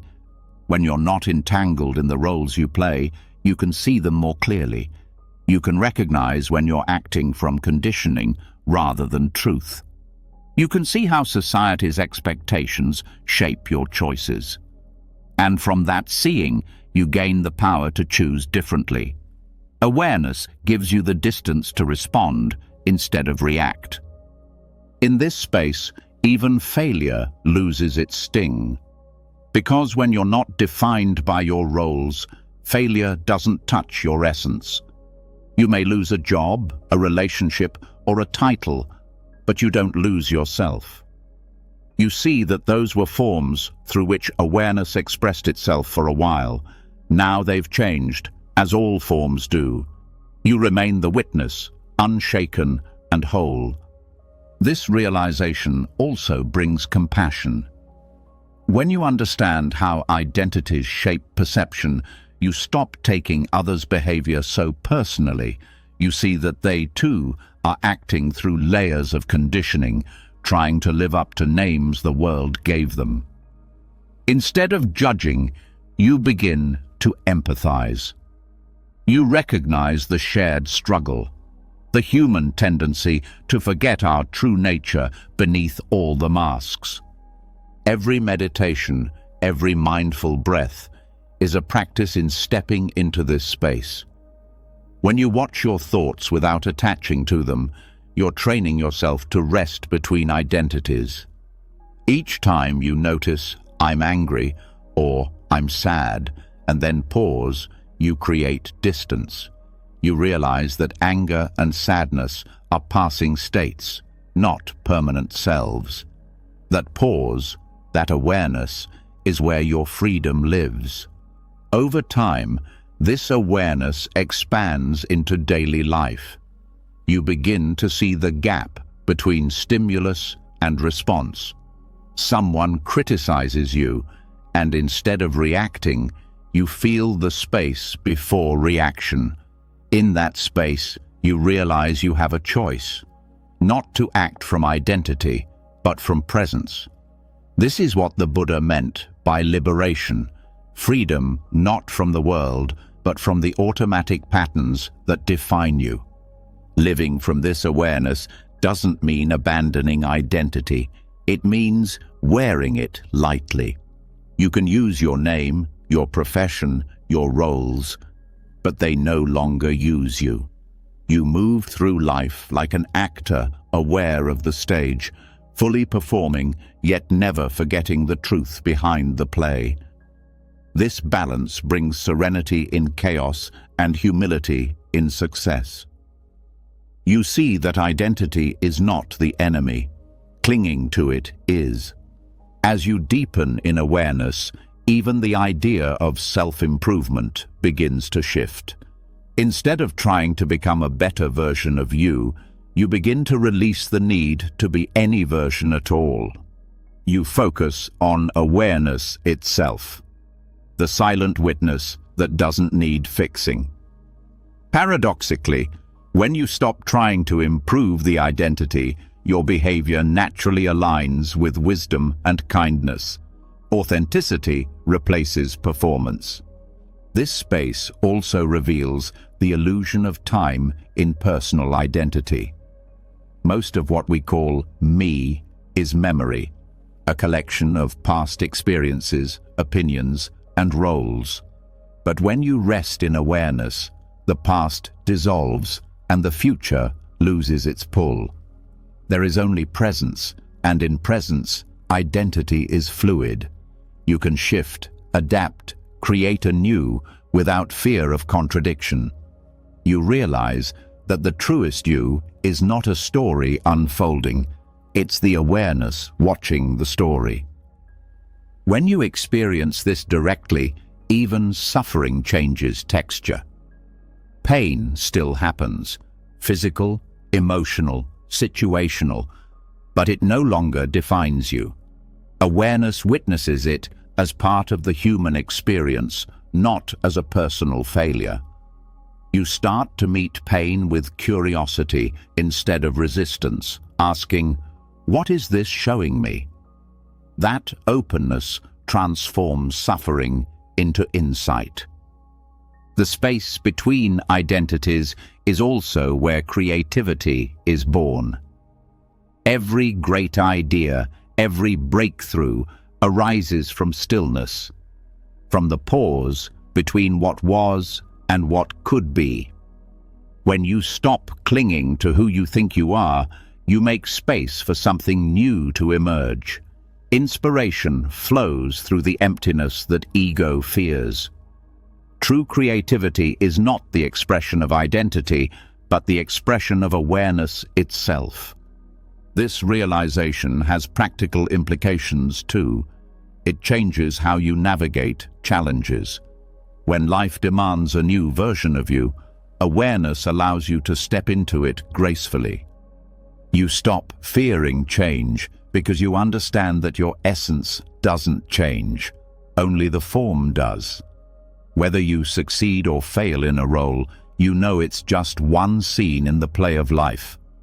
Awareness is the stage that remains. In relationships, this understanding brings depth and freedom. You stop expecting others to fulfill fixed roles, partner, friend, parent, guide, and start seeing them as awareness, expressing through different forms. You relate not to the label, but to the presence beneath it. This shift removes much of the pain of expectation. It allows love to breathe without control. Spiritual growth, then, is not about building a stronger identity, but dissolving the illusion of a separate one. You begin to sense that awareness has always been whole. It doesn't need completion. All practices, all paths, are just ways of remembering this wholeness. The space between identities is the doorway through which that remembering happens. And when you live from this understanding, the world itself changes. You start to see life not as a battlefield of competing selves, but as a single awareness playing many roles. Every person becomes a reflection of the same consciousness looking back at you. The boundaries that once felt solid begin to soften. Even the line between self and other starts to fade into unity. This is not the loss of individuality, it's the birth of authenticity. You become more real, not less. You speak and act from truth rather than from the mask of expectation. You begin to live with an effortless honesty, not trying to impress, defend, or pretend. You simply express what awareness moves through you in that moment. From this place, peace arises naturally. You're no longer torn between who you are and who you should be. You see that both are just thoughts. You start to rest in the silent awareness that holds them, that resting is liberation, not dramatic, not mystical, but profoundly simple. As you continue on this path, you might find moments where identity returns, where the mind says, "This is who I am," or "I must protect this image." But now, you notice it, you smile at it. You no longer believe the story completely. You've seen the space between the stories, the truth that needs no name, and that realization changes everything. You walk through life not as a fixed identity, but as living awareness. You can play any role, yet none of them can imprison you. You can experience joy and sorrow fully, yet neither defines you. You have discovered the sacred pause, the space before the world calls you anything, where you simply are. In that space, life is free again. Every moment becomes new. Every breath feels pure. You are no longer trapped in the narrative of becoming.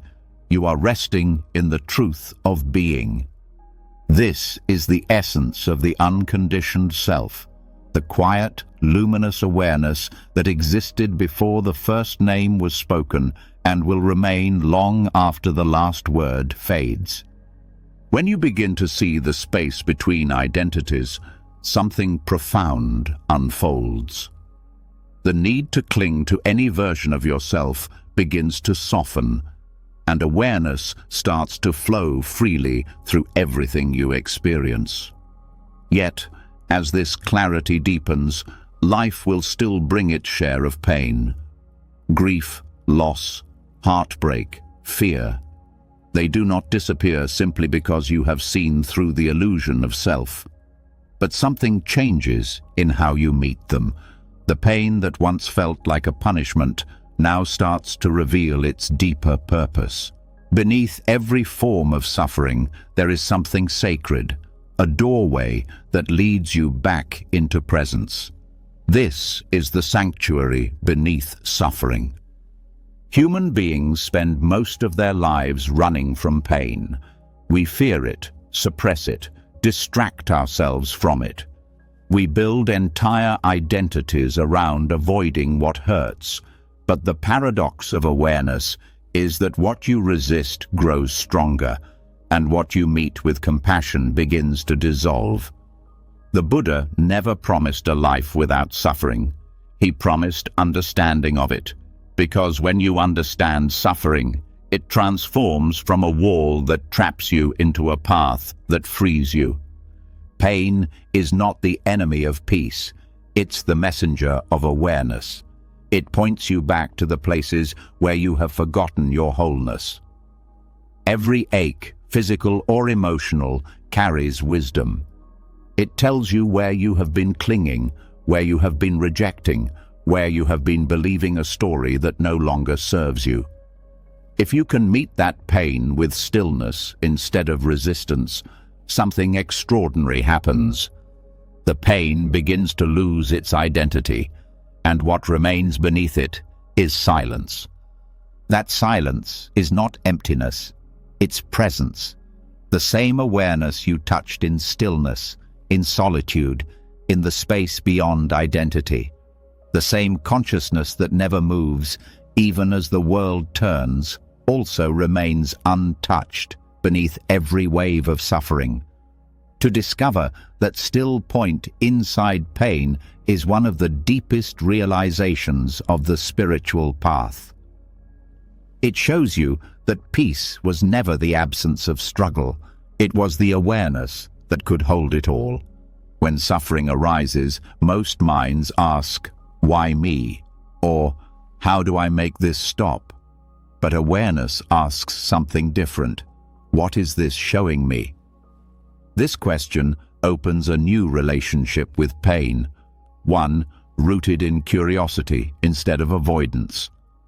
The moment you turn towards suffering rather than away, you begin to reclaim your power.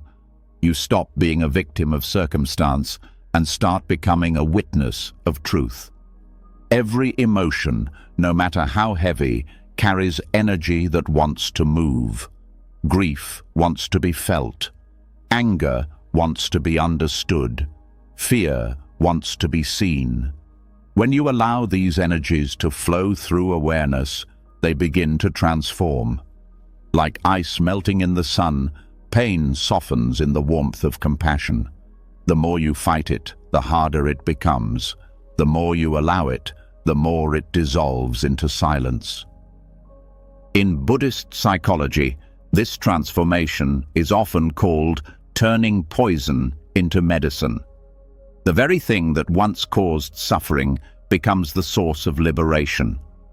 When you bring mindful attention to your pain, it becomes a teacher. It reveals where you've been asleep, where you've mistaken attachment for love or expectation for truth. It humbles you, purifies you, and opens the heart in ways comfort never could. This doesn't mean glorifying pain or seeking it out. It means understanding its purpose when it arrives. Life is not cruel for including suffering. It is complete because of it. Without contrast, awareness would have nothing to awaken from. Without shadow, light would have no depth. Pain exists not to punish, but to polish the soul until it shines with clarity. When you look deeply into any moment of suffering, you'll notice that what hurts most is not the experience itself, but your resistance to it. The mind says, "This shouldn't be happening." That thought creates separation, a split between reality and what you wish were true. Awareness heals that split by allowing what is. When you stop fighting life, suffering loses its fuel. The situation may remain the same, but your relationship with it transforms. The practice of observing suffering with compassion is one of the purest forms of meditation.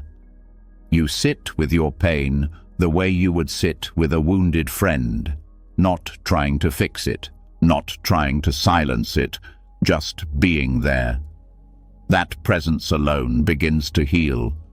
When the mind is still, the heart begins to open, and in that opening, even sorrow becomes sacred. There's a quiet power in realizing that pain doesn't destroy presence. It reveals it. Think about the times you've been cracked open by life, the loss of someone you love, a betrayal, an illness, an ending. In those moments, the noise of the ego often falls silent. You may cry, you may break, but underneath the breaking, something vast and aware remains. You feel raw, yes, but also strangely awake. That's because suffering, when fully entered, dissolves the boundaries of the false self. It strips away illusion until only truth remains. This is why the spiritual path doesn't promise comfort, it promises awakening. The more you open to pain, the more real you become. Not in the sense of adding something new, but in shedding what was false. Pain refines awareness, the way fire refines gold. It burns away everything you are not. This process cannot be rushed. It's not about forcing yourself to be calm while hurting. It's about meeting the hurt honestly, staying with it, breathing with it. Awareness doesn't demand perfection. It invites presence. The more gently you meet pain, the faster it transforms. Harshness tightens it. Compassion loosens it. The key is tenderness, the willingness to hold your suffering like a mother holds a crying child, not with impatience, but with love. When you learn to do this, your understanding of compassion expands beyond yourself. You begin to recognize the suffering of others not as something separate, but as part of the shared human experience. The moment you stop running from your own pain, you stop judging others for theirs. Compassion is no longer an idea, it becomes a living force. You start to see that every person you meet carries invisible battles, just like you. That realization softens you in the most human way. In this way, suffering becomes the bridge that connects hearts. It reminds us of our shared fragility, our shared longing for peace. It strips away the illusion of difference. Underneath our stories, we all experience loss, fear, and hope in the same language. When you can sit with your own suffering in stillness, you naturally create space for others to be seen in theirs. You become a sanctuary, a quiet presence where others feel safe to fall apart and remember their own stillness.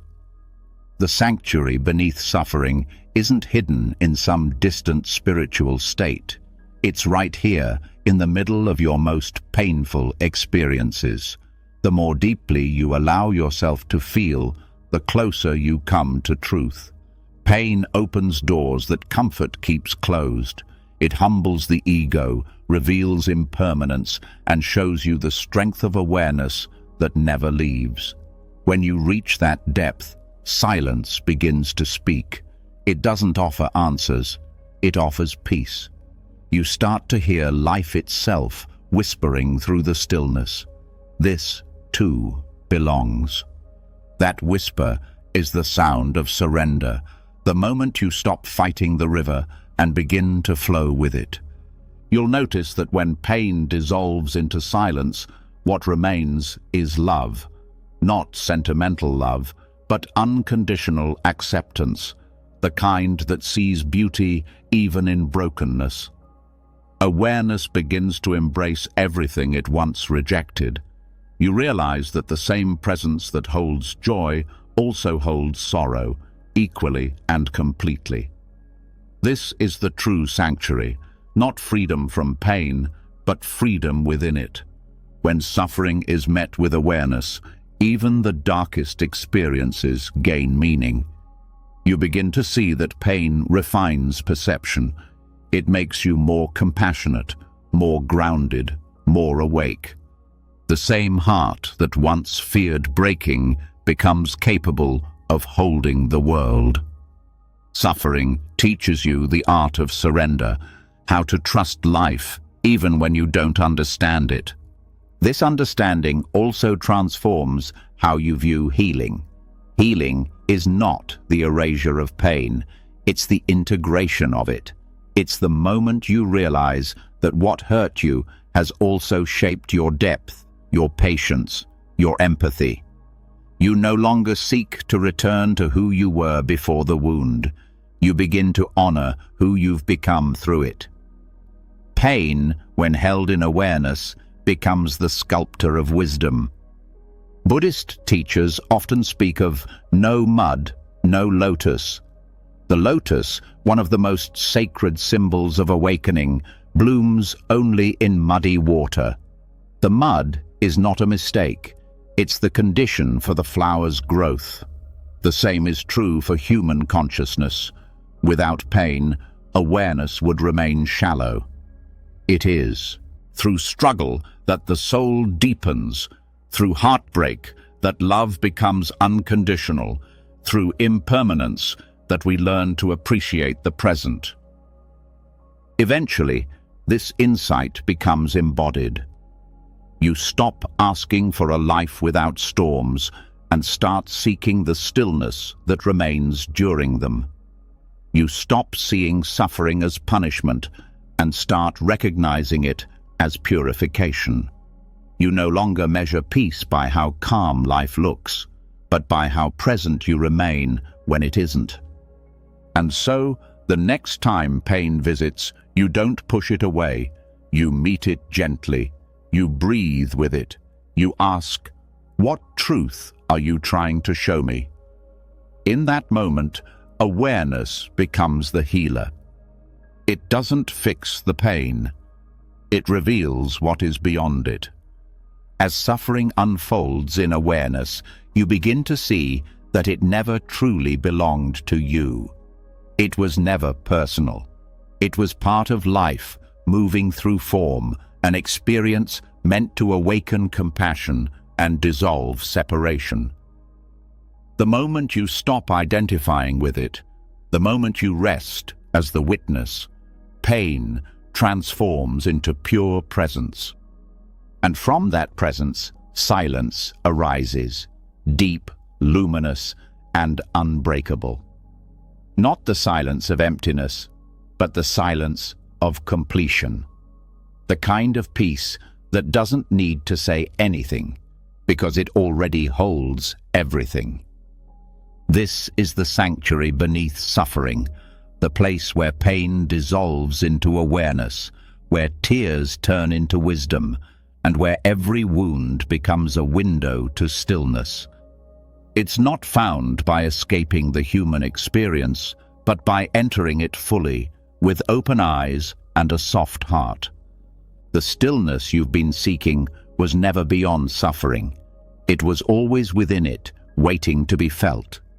And when you touch it, you understand the quiet truth that the Buddha saw under the Bodhi tree. That suffering, when seen clearly, is not the opposite of peace. It is the path to it.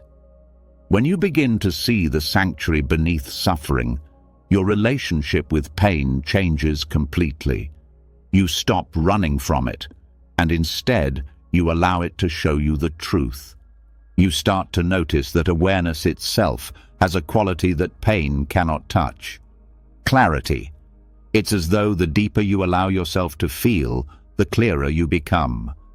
The tears wash away illusion, the struggle polishes perception, and what remains is a mind so still it begins to reflect life as it really is. This is the birth of what the ancient masters called the mind's moonlight, a consciousness clear enough to mirror reality without distortion. Most of us live with a mind like restless water, stirred by desire, fear, and judgment.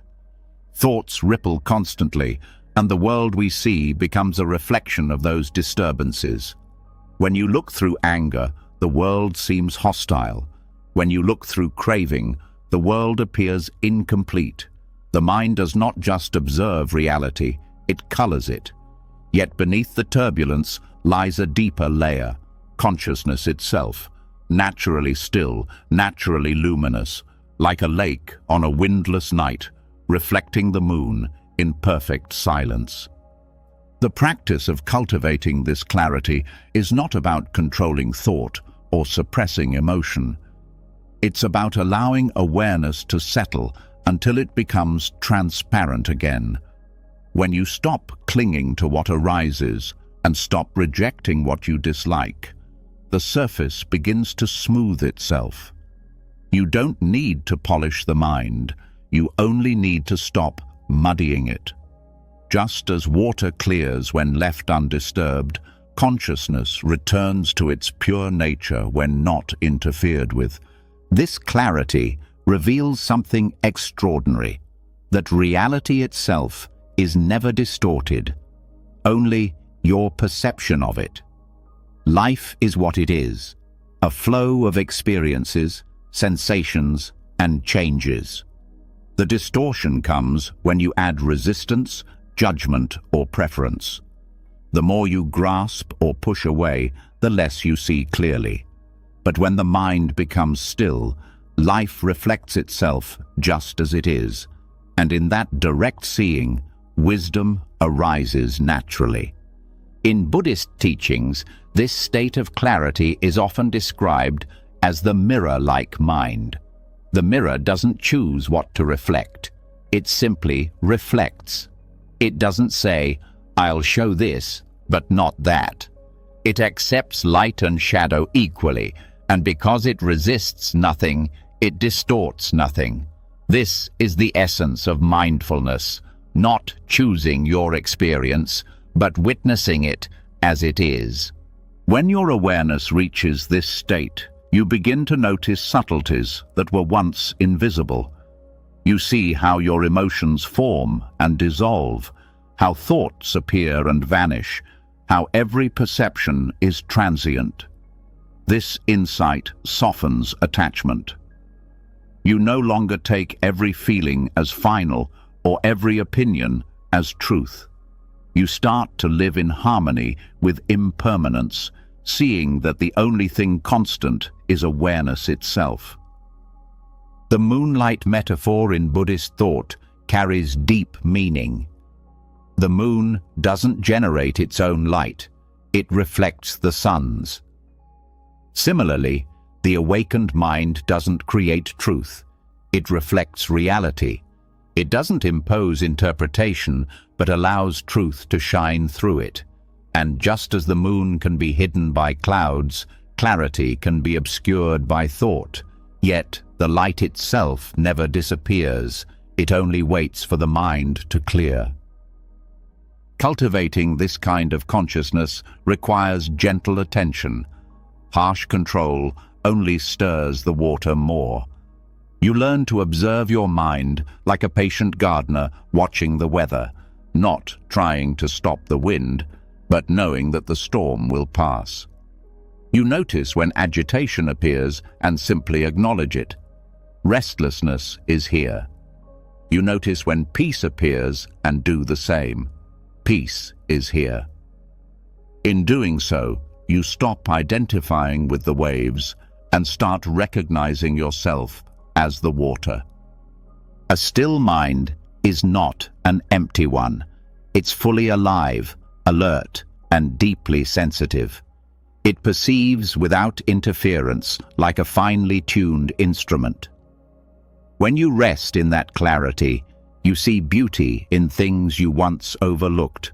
The way sunlight moves through leaves, the softness in a stranger's voice, the quiet intelligence in every detail of life. Awareness becomes luminous, and everything it touches seems to shine with it. This clarity also brings wisdom to how you relate to others. When your mind is clouded by judgment, you react to people based on memory, fear, or projection. But when awareness is still, you see them as they are in that moment, not as your past defines them. You begin to listen deeply, not to respond, but to understand. This kind of listening heals relationships because it allows others to be seen without distortion. You start to notice how much suffering in the world comes from misunderstanding, from people reacting not to truth, but to their version of it. A clear mind cuts through that confusion. It doesn't get trapped in opinions or the drama of right and wrong. It moves with compassion because it sees the roots of ignorance without condemnation. To see clearly is to forgive naturally, because you understand that confusion, not malice, drives most human pain. The moonlight mind also changes how you relate to yourself. You begin to notice how often your own thoughts create inner conflict. The stories of not being enough, the self-criticism, the endless striving. When awareness becomes still, those voices lose their authority. You see them as passing clouds, not permanent truths. The harsh inner dialogue that once defined you becomes background noise in a vast space of stillness. And from that stillness, kindness arises, not forced, but effortless. This is the power of reflection without distortion. It doesn't mean life stops challenging you, it means your perception of those challenges becomes balanced. You no longer see events as good or bad, only as experiences unfolding. That neutrality is not coldness, it's freedom. You start to respond from clarity instead of reacting from fear. Decisions come more easily, actions become aligned, and peace remains unbroken, even in difficulty.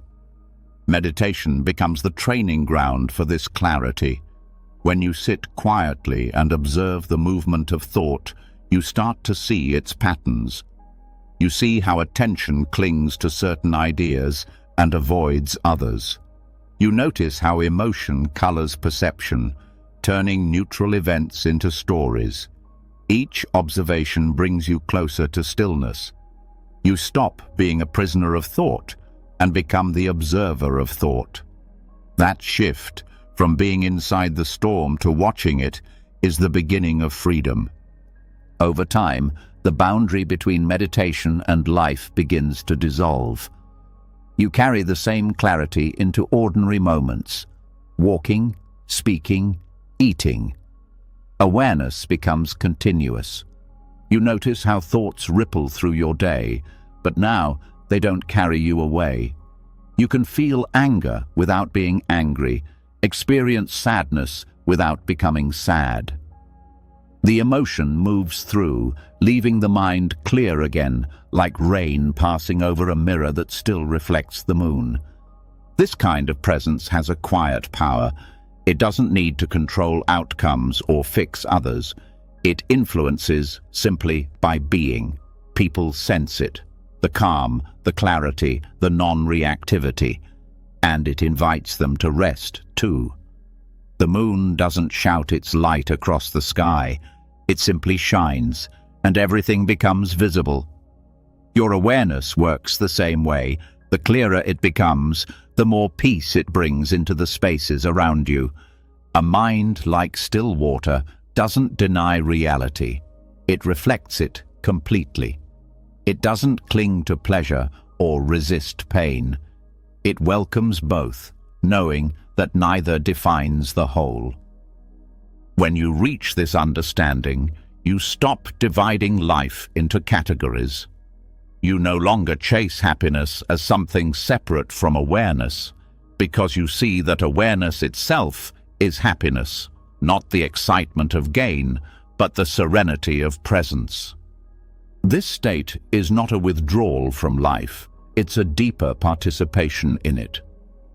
When you see clearly, you act with precision.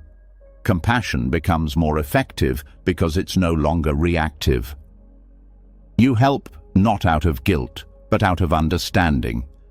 Your actions align with truth, not emotion.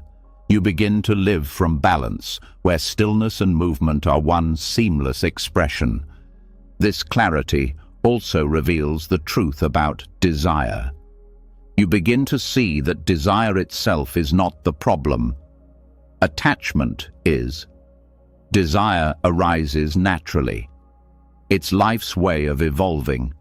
But when desire becomes distorted by craving, it leads to suffering. A clear mind desires without clinging. It moves toward what feels right and releases what has passed.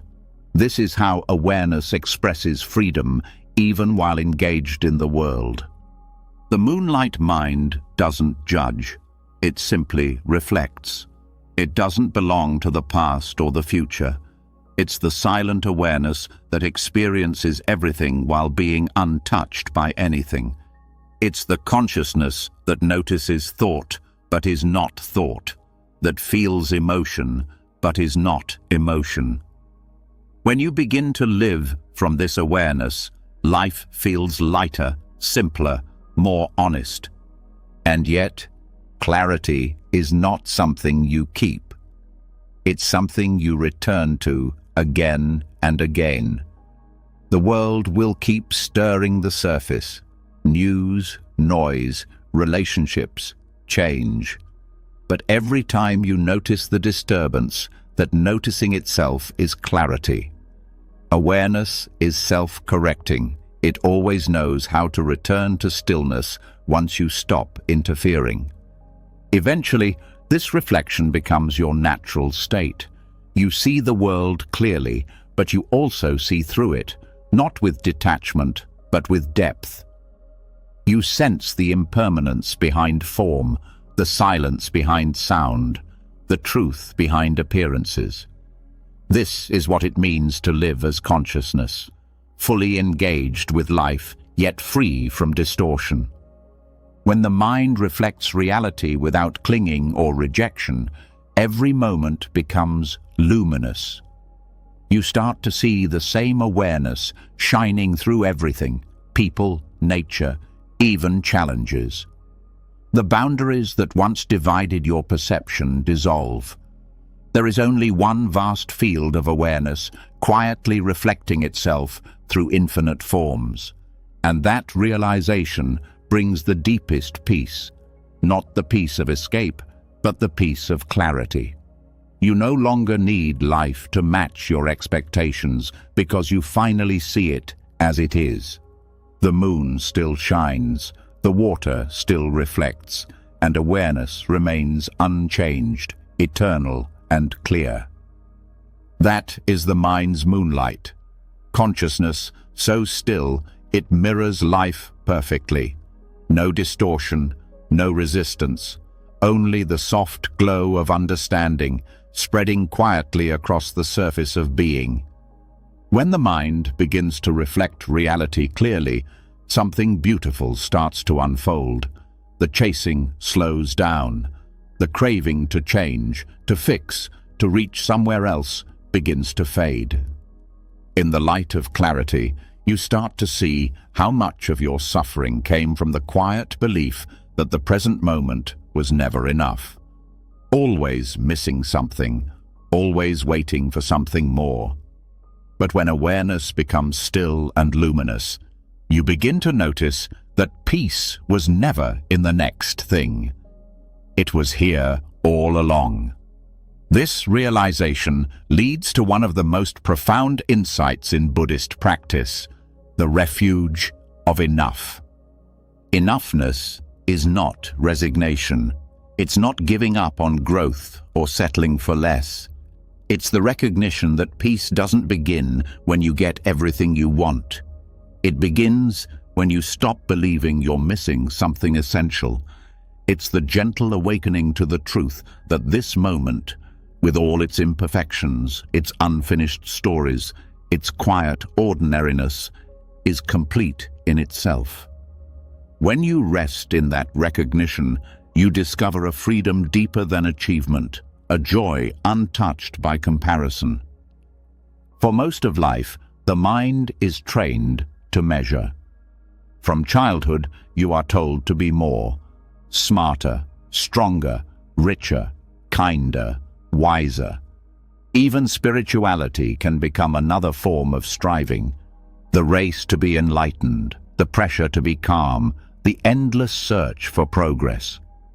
But the more you chase, the farther peace seems to move. The mind that seeks is the same mind that says, "Not yet." Enoughness begins the moment you stop running. The sense of not enough is deeply woven into human conditioning. It's the whisper that fuels ambition, envy, and exhaustion. It hides beneath everyday thoughts. I should be further along. They're happier than me. I'll rest when I get there. Yet the truth is, there never arrives. The goalpost keeps moving because the mind is addicted to becoming. It fears stopping because in stillness it would have to face its own emptiness. But that emptiness, when seen clearly, is not lack. It's space, presence, possibility. It's life unfiltered. The refuge of enough is the discovery that you don't have to earn the right to rest. You don't have to wait until every problem is solved to feel whole. Wholeness is your natural state. When you stop measuring, when you drop the endless comparison, you realize you already belong. Every breath, every heartbeat, every small detail of your life is evidence of that belonging. Contentment is not born from having everything. It's born from knowing you need nothing to be at peace. This is what the Buddha meant by the middle way. Not indulgence, not deprivation, but balance. The middle way recognizes that desire and aversion are two sides of the same illusion.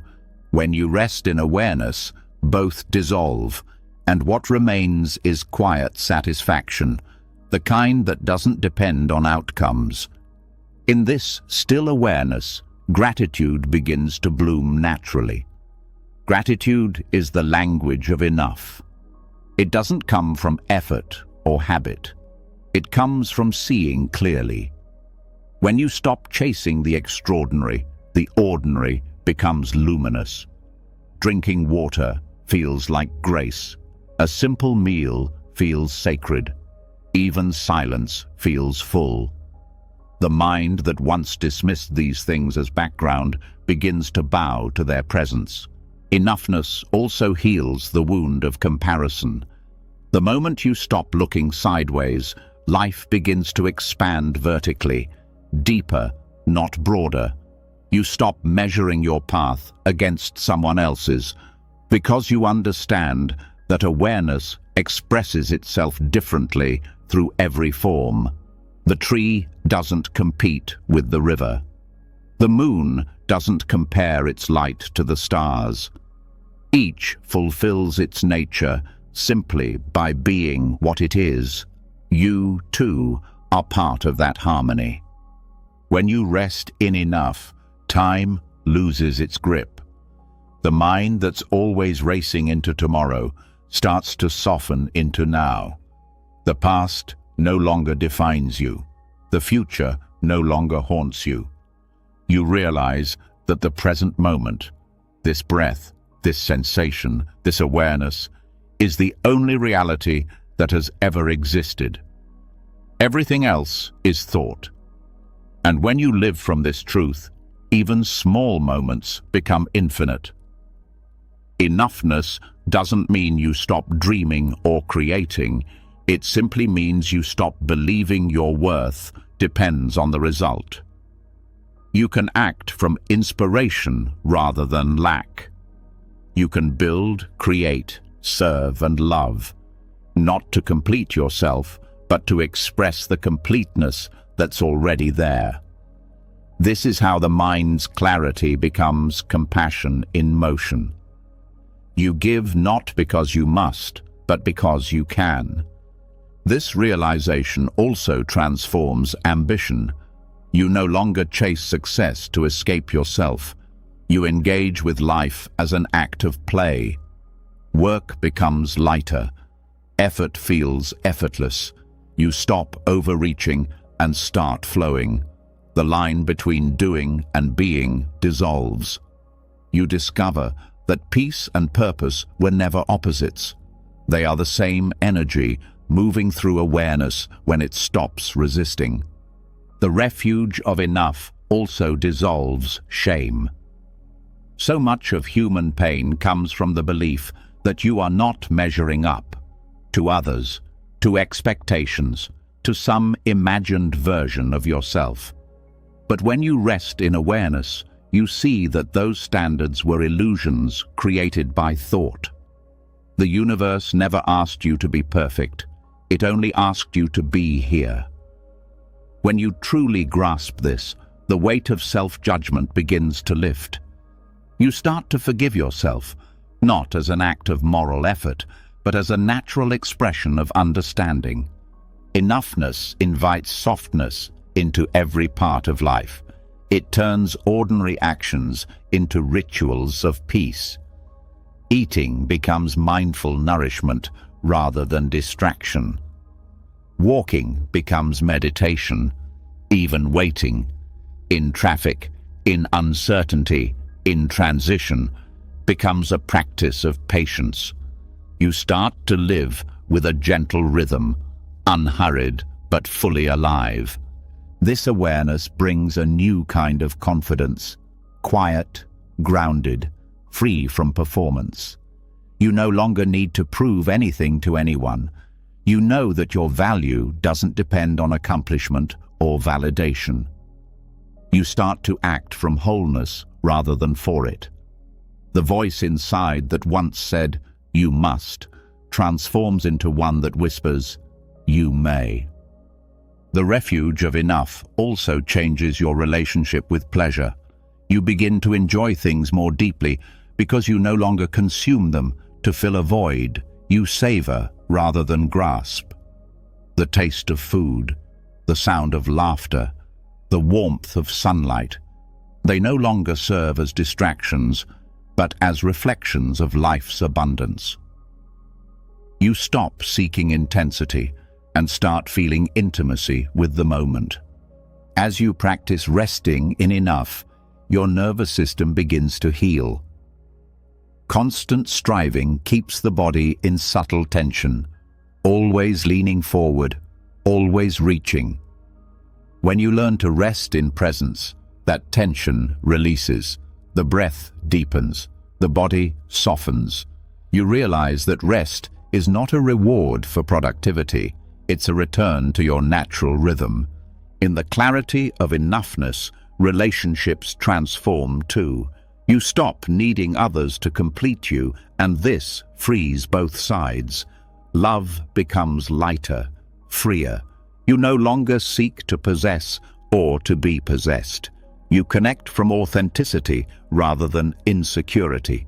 You stop demanding perfection and start appreciating presence. Every interaction becomes an exchange of being, not of need. From this peace, generosity flows effortlessly. When you know you have enough, giving feels natural. You don't give to earn virtue, you give because there is no sense of lack. Even a smile becomes an offering. The energy of abundance replaces the energy of scarcity. This is how personal peace becomes collective harmony. Enoughness also transforms your relationship with death and loss. The fear of not having enough time, love, or achievement fades when you realize that presence itself is timeless. You begin to live fully in each moment, not because you fear endings, but because you see that nothing real can ever be lost. Awareness, the core of what you are, remains whole regardless of what changes. This understanding brings simplicity to your life. You stop overcomplicating decisions and chasing endless options. You start valuing depth over quantity, essence over excess. Minimalism stops being an aesthetic and becomes an attitude. Not how little you own, but how fully you appreciate what you have. In Buddhism, the sense of enough is closely tied to the concept of santuti, or contentment. It's said that a content heart is the greatest wealth, because when you feel complete, even small blessings feel abundant. When you lack contentment, even great fortune feels empty. This truth is not moral, it's experiential. Contentment doesn't come from renunciation, but from recognition. The recognition that peace has always been within reach because it has always been within you. When awareness ripens into enoughness, even desire transforms. You stop wanting to escape the human experience and begin to cherish it. You stop waiting for life to improve and start living the improvement right now. You realize that enlightenment is not a distant summit, but the simple act of being fully present with what is. This understanding dissolves the illusion of achievement as the path to fulfillment. You see that every goal, once reached, only reveals the same truth. Nothing external can complete what is already whole. The only real arrival is now. The only destination is presence. And in that presence, life feels lighter. You no longer fear missing out because you know nothing essential can be missed. You no longer rush toward the future because you realize the present is infinite. You start to walk slower, breathe deeper, speak softer. You live in rhythm with the natural pulse of existence, neither ahead nor behind. The refuge of enough is the soft ground beneath all striving. It's where every search ends and every journey begins. It's not about retreating from life, but meeting it with open eyes and an open heart. It's not about having less or more. It's about realizing that nothing can add or subtract from what you already are. When you rest in this awareness, gratitude becomes your natural state. Every breath feels like a blessing. Every ordinary moment feels divine. You begin to live not from scarcity, but from sufficiency. A quiet knowing that whatever this moment holds, it is enough. And as you continue walking this path, you begin to see that enoughness is not static. It's alive. It breathes with you, evolves with you, guides you back whenever you forget. It becomes your anchor, your teacher, your refuge. The truth is simple. Peace was never waiting in the distance. It has been here all along, resting quietly beneath your striving, whispering softly through every breath. This is enough. You are enough. When you begin to rest in the refuge of enough, life becomes quieter. The mind loosens its grip on wanting, and in that loosening, a deeper kind of awareness begins to surface. One that doesn't chase after sensations, but listens to what holds them all. Beneath every sound, every thought, every moment of life unfolding, there is something constant: silence. It's not the silence of absence, but the silence that gives birth to everything you hear and feel. The practice now is learning to listen to that silence, to train your awareness to recognize the background that never disappears, even when the world is loud. Silence is not the opposite of sound. It is its foundation. Every word, every note, every heartbeat arises from silence and dissolves back into it. Just as waves rise from the ocean, sound arises from silence. Yet most people only hear the wave, not the water. We are so used to being pulled into the noise, the conversations, the notifications, the internal chatter, that we forget the quiet presence holding it all. But if you pay attention, even for a moment, you can sense it. The stillness behind everything that moves. That stillness is awareness itself. Listening to silence doesn't mean shutting out the world. It's not about forcing the mind into emptiness. It's about expanding your attention until you can hold both sound and the absence of sound at once. When you do that, you begin to realize that silence is never truly gone. Even in the busiest places, beneath the hum of life, silence remains, like a vast sky beneath passing clouds. In meditation, this awareness can become vivid. As you sit and listen, you start to notice the subtle contrast between noise and stillness. You might hear the sound of your breath, the faint rustle of movement, the distant echo of life. And then, between those sounds, there's a pause, a quiet space that seems infinite. That space is not just a gap between moments. It's the ground of consciousness itself. Every sound, thought, or sensation arises within that silence and falls back into it, yet the silence remains unchanged. The more you train yourself to listen, the more profound this realization becomes. You start to recognize silence not as emptiness, but as presence, a living awareness that holds everything. It's the same stillness that you touched in the refuge of enough, but now it's felt more deeply as something that has always been here. You begin to see that silence is not something you create, it's something you remember. It has been waiting for your attention beneath the noise of the mind. This awareness transforms how you relate to sound itself. Instead of being overwhelmed by noise, you begin to hear it differently, as part of a greater whole. The ticking clock, the rhythm of footsteps, the voice of another person, they all arise from silence and return to it. Nothing disturbs the silence. It simply receives everything without resistance. That is why, in deep awareness, even chaos sounds harmonious. You start to sense that the world is not divided into peaceful and noisy moments.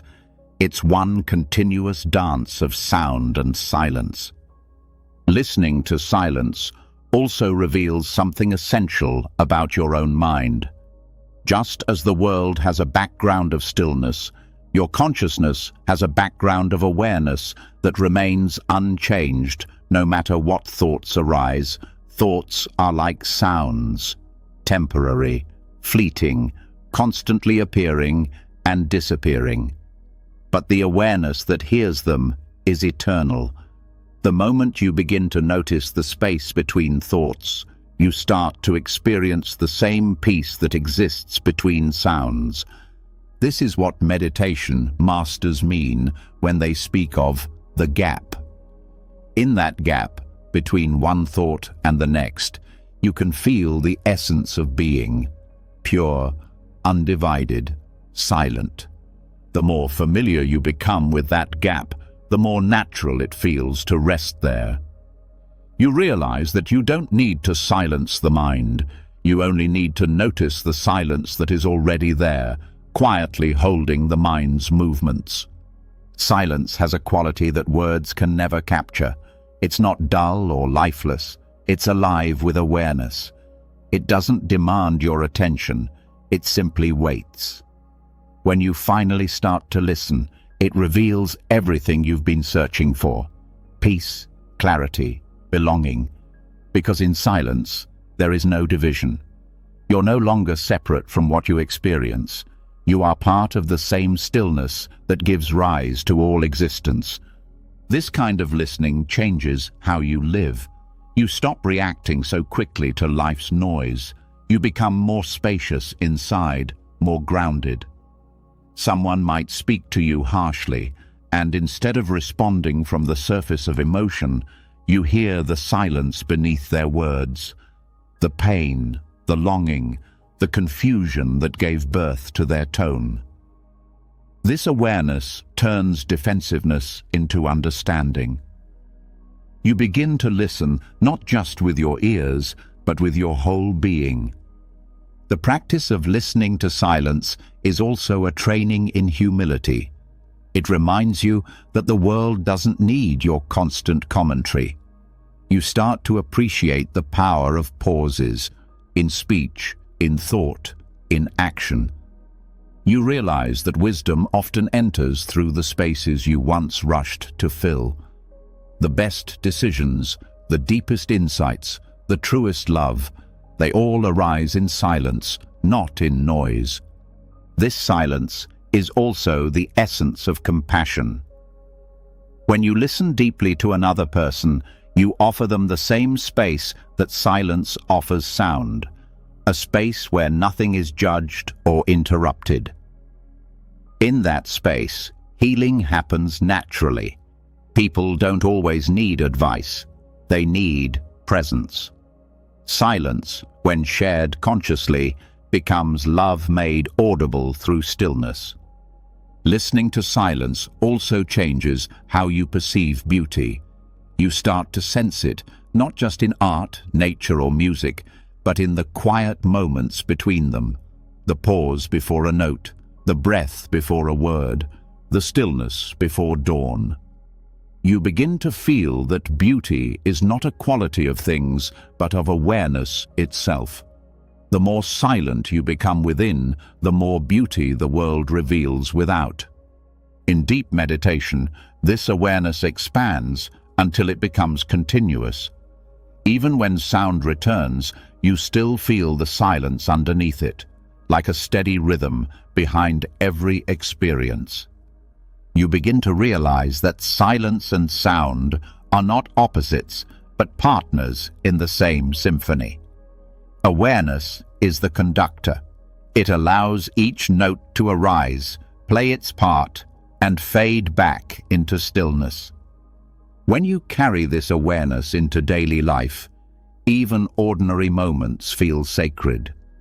The sound of footsteps, the hum of traffic, the whisper of wind, they no longer disturb your peace. They express it. You start to experience what the Zen masters describe as the sound of one hand clapping, the recognition that sound and silence are not two. Everything you hear becomes a reminder of the silence that holds it. This practice also reveals the nature of impermanence in a tender way. Every sound, no matter how beautiful, ends. Every word, every song, every laugh, they all fade back into silence. Instead of feeling loss, you start to feel appreciation. The fleeting nature of sound becomes a lesson in presence. You begin to see that every moment of life is like a note in an infinite melody, precious because it will never come again. Silence also teaches patience. The modern world conditions us to react instantly, to respond, to fix, to comment. But silence invites you to wait. It teaches you that clarity arises not from speed, but from stillness. In the quiet, you begin to see what truly matters. You start to discern between the voice of fear and the voice of wisdom. Silence doesn't just calm the mind, it refines perception. As you become intimate with silence, fear of solitude disappears. You no longer feel the need to fill every empty moment. In fact, you begin to crave the stillness that once frightened you. You realize that silence is not loneliness, it's companionship with presence. It's the self meeting itself beyond words. The heart, long burdened by noise, begins to rest. The more deeply you listen, the more you realize that silence is not external. It's not just the absence of sound around you, it's the quiet awareness within you. Even when your environment is loud, you can rest in that inner stillness. You can be in a crowded place and still feel vast, untouched, unshaken. The noise becomes like ripples on the surface of an ocean that remains still beneath. This understanding transforms meditation from a practice into a way of being. You stop trying to find peace and start recognizing that peace is the nature of silence itself. Every breath becomes a reminder of that truth. The inhale carries sound. The exhale returns to silence. The body moves, but awareness remains unmoved. As your sensitivity deepens, you start to sense that silence itself is aware. It's not passive, it's listening back. The silence isn't something you hear, it's something that hears you. This is one of the most profound discoveries on the path, that awareness and silence are one and the same. When you rest in that realization, the boundary between listener and sound, self and world, disappears. There is only listening, life listening to itself through you. In this realization, peace becomes unshakable. You no longer depend on external quiet to feel stillness. You could be in the middle of the world's noise and still feel the deep silence of being. That silence is the sanctuary that never disappears. It was there before you were born. It will remain long after every sound fades. It is the eternal witness, the ground of existence itself. When you live with awareness of that silence, every moment becomes meditation. You don't have to retreat from the world, you simply listen more deeply to it. Even conversation becomes a rhythm of silence and sound, speaking and pausing, giving and receiving.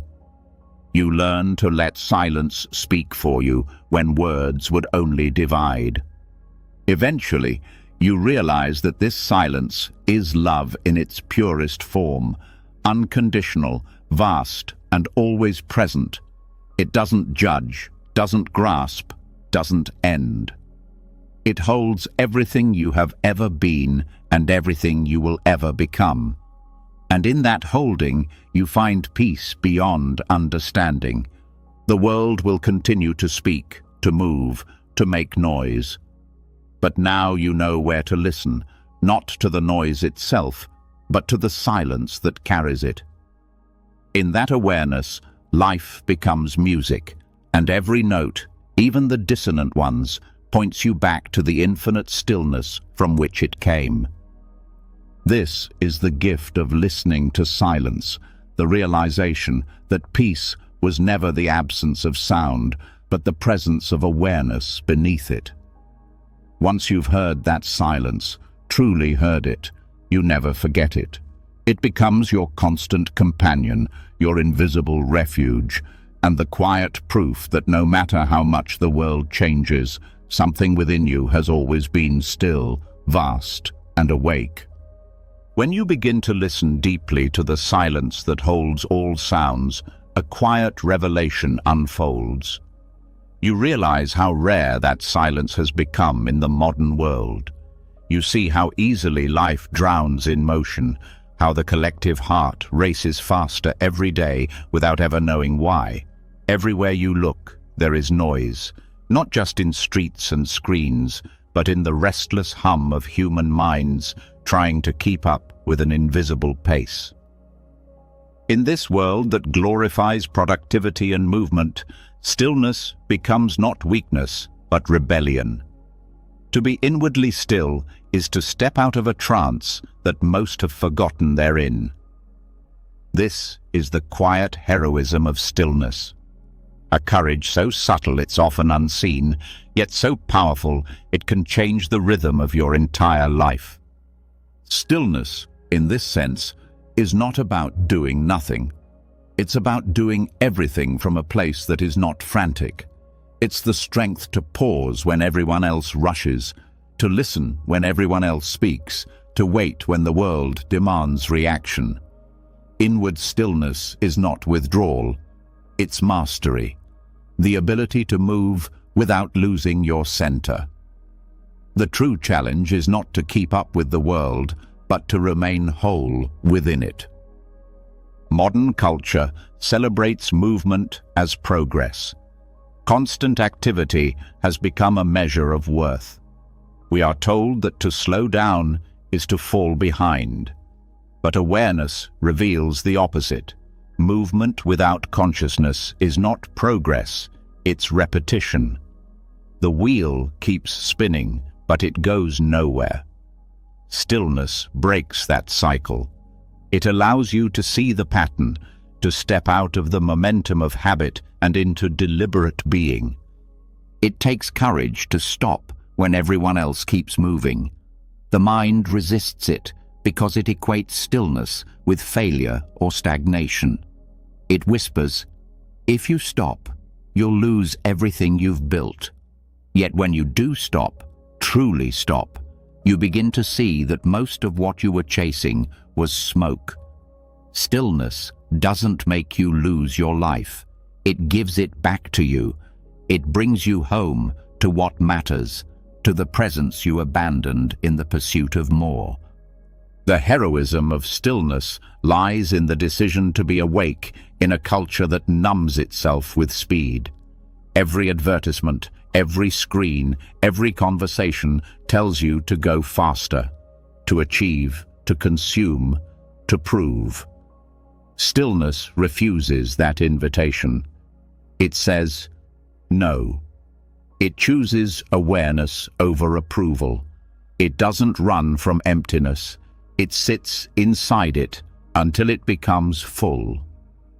That act, simple, silent, invisible, is one of the most radical things a person can do today.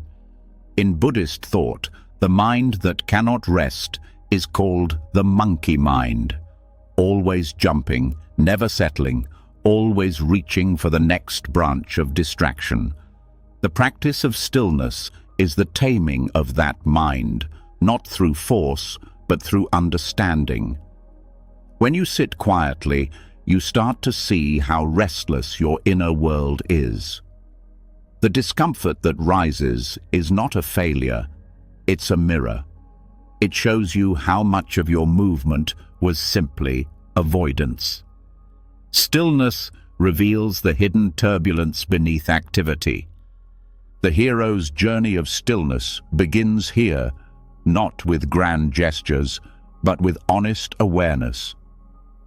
It starts when you decide to face yourself without distraction. That first moment of silence can feel unbearable because it exposes everything you've been outrunning. But that exposure is liberation. You can't heal what you won't face. Stillness becomes the space where truth can finally be seen. To live still in a restless world is to choose presence over performance.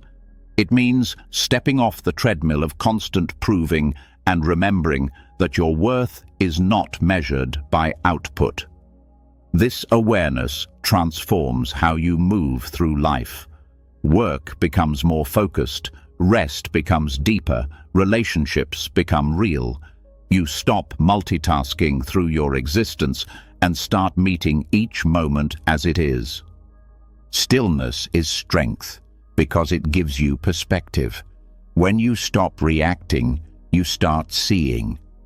Every problem that felt unsolvable begins to unfold differently when viewed from a calm mind. The mind in motion can only see fragments. The still mind sees the whole. This clarity doesn't just bring peace, it brings wisdom. You start making decisions that come from understanding rather than fear. The modern world teaches that productivity equals value. But productivity without awareness often leads to exhaustion. Stillness redefines success. It teaches that what you do matters less than the quality of consciousness behind it. One mindful action born of stillness can have more impact than 100 rushed decisions. Stillness aligns you with purpose. It replaces urgency with precision.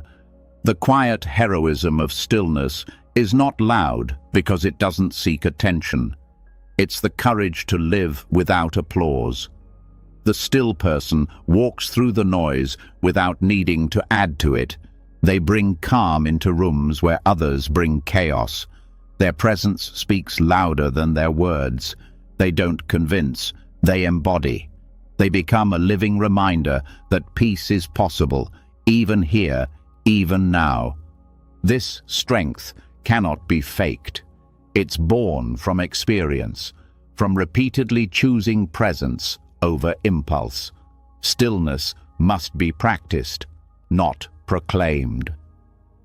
Every time you resist the urge to fill silence, to check your phone, to rush ahead, you strengthen that inner muscle. Each pause is an act of reclaiming your attention from a world that profits from your distraction. Stillness also teaches humility. When you slow down, you begin to see how much of life unfolds without your control. The seasons, the breath, the beating heart. You realize that life doesn't need your interference to work perfectly. This humility doesn't make you passive, it makes you aligned. You stop trying to dominate existence and start collaborating with it. You move with the current instead of against it. Courageous stillness doesn't mean withdrawing from the world. It means engaging it with greater depth. When your mind is calm, your actions become more intentional. You no longer react out of fear or ego. You respond from wisdom. This kind of presence has ripple effects. It influences environments without effort. It brings stability to others simply through energy, not words. In relationships, stillness becomes the root of empathy. When you can be silent within yourself, you can truly hear others. Most people don't need fixing. They need to be seen. Stillness allows you to hold space without projecting your own noise. It's a form of love, patient, grounded, and liberating. The still mind doesn't try to win arguments. It listens for truth. In the rush of life, stillness becomes your anchor. Without it, even success feels hollow. You may reach every goal, but the satisfaction vanishes as soon as the next desire appears. Stillness breaks that pattern. It reveals that joy doesn't come from accumulation, but from alignment. You begin to live from essence rather than effort. You don't stop moving. You just stop being moved by compulsion. This kind of stillness can't be achieved by withdrawal alone.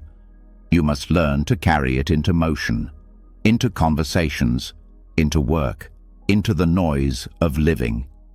It's not about escaping movement, but finding peace within it. You can be active without being agitated, involved without being overwhelmed. Stillness is not the absence of activity. It's the presence of awareness inside it. The world calls this laziness because it misunderstands rest. Real rest is not the absence of doing. It's the presence of being. When you act from rest, your energy multiplies. When you act from restlessness, it drains. Stillness teaches you the economy of energy. How to do less but achieve more. How to speak less but mean more. How to live slower but deeper. In a society addicted to movement, being still is revolutionary because it reclaims your attention from manipulation. The systems that thrive on your distraction, consumerism, entertainment, endless productivity, lose their grip when you become still. You stop feeding them with unconscious energy. Stillness becomes an act of spiritual resistance, a quiet no to the forces that fragment the soul. This resistance doesn't come from anger, but from clarity. The still mind doesn't fight the world, it sees through it. You begin to recognize how many of your actions were driven by fear of being unseen. Stillness ends that hunger for validation. You start living from inner fullness, not external approval. You realize that the world's noise only has power if you participate in it. The heroism of stillness lies in its invisibility. No one may notice when you sit quietly, breathe deeply, or choose not to react. But that single act may change your entire day. In those moments, you're rewiring generations of conditioning. You're proving that awareness is stronger than impulse. You're teaching your body, your mind, and the collective consciousness that peace is possible. Over time, stillness becomes your default. The mind no longer runs in panic. It moves like a calm river, flowing but grounded. You begin to trust life again. You stop clinging to outcomes because you see that everything unfolds in its own time. Patience replaces anxiety. Presence replaces pressure. This is the quiet revolution happening within you. Even your perception of time begins to shift. When you are still, time feels generous. A single hour expands because you are fully there for it.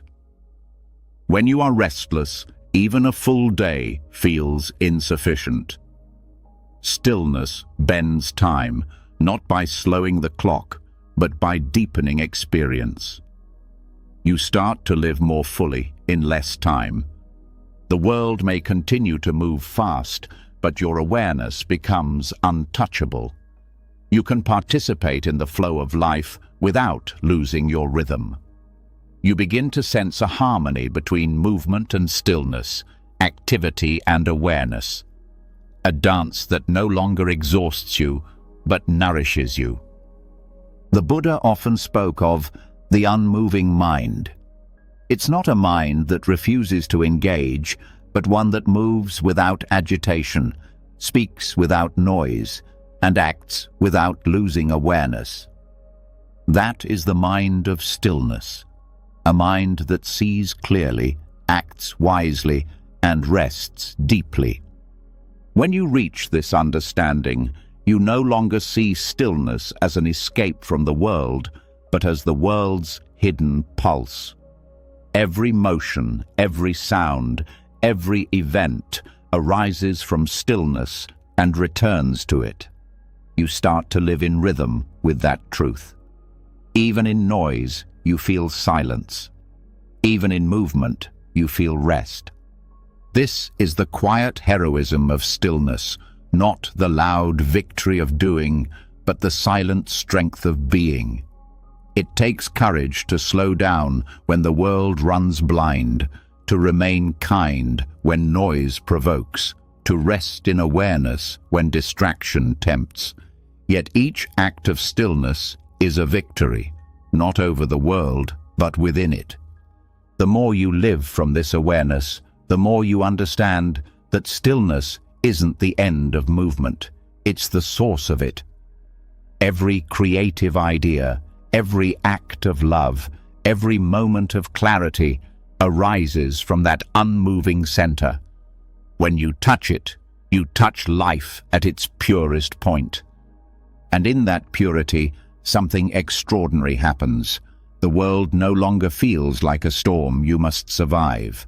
It becomes a rhythm you can dance with. You don't withdraw from its movement. You harmonize with it. You become both the stillness and the motion, both the silence and the sound. That balance, quiet inside, active outside, is true mastery. It's how peace walks through chaos without being disturbed, how wisdom speaks through noise without losing meaning.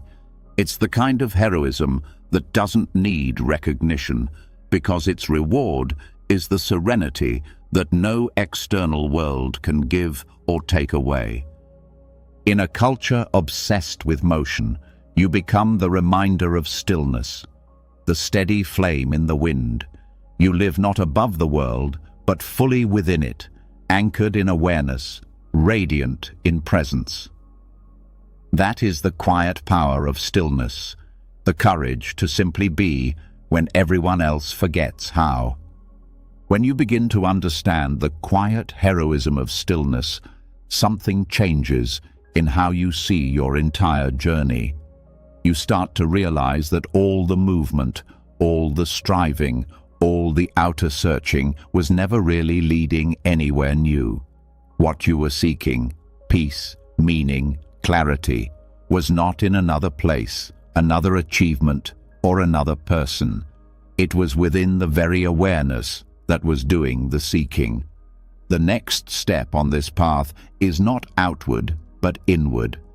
A journey that requires no distance, only depth. This is the inner pilgrimage, the sacred travel into the heart of your own consciousness, where every answer you've been chasing already lives.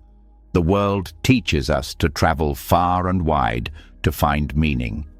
We go to temples, mountaintops, teachers, retreats, searching for something that feels real.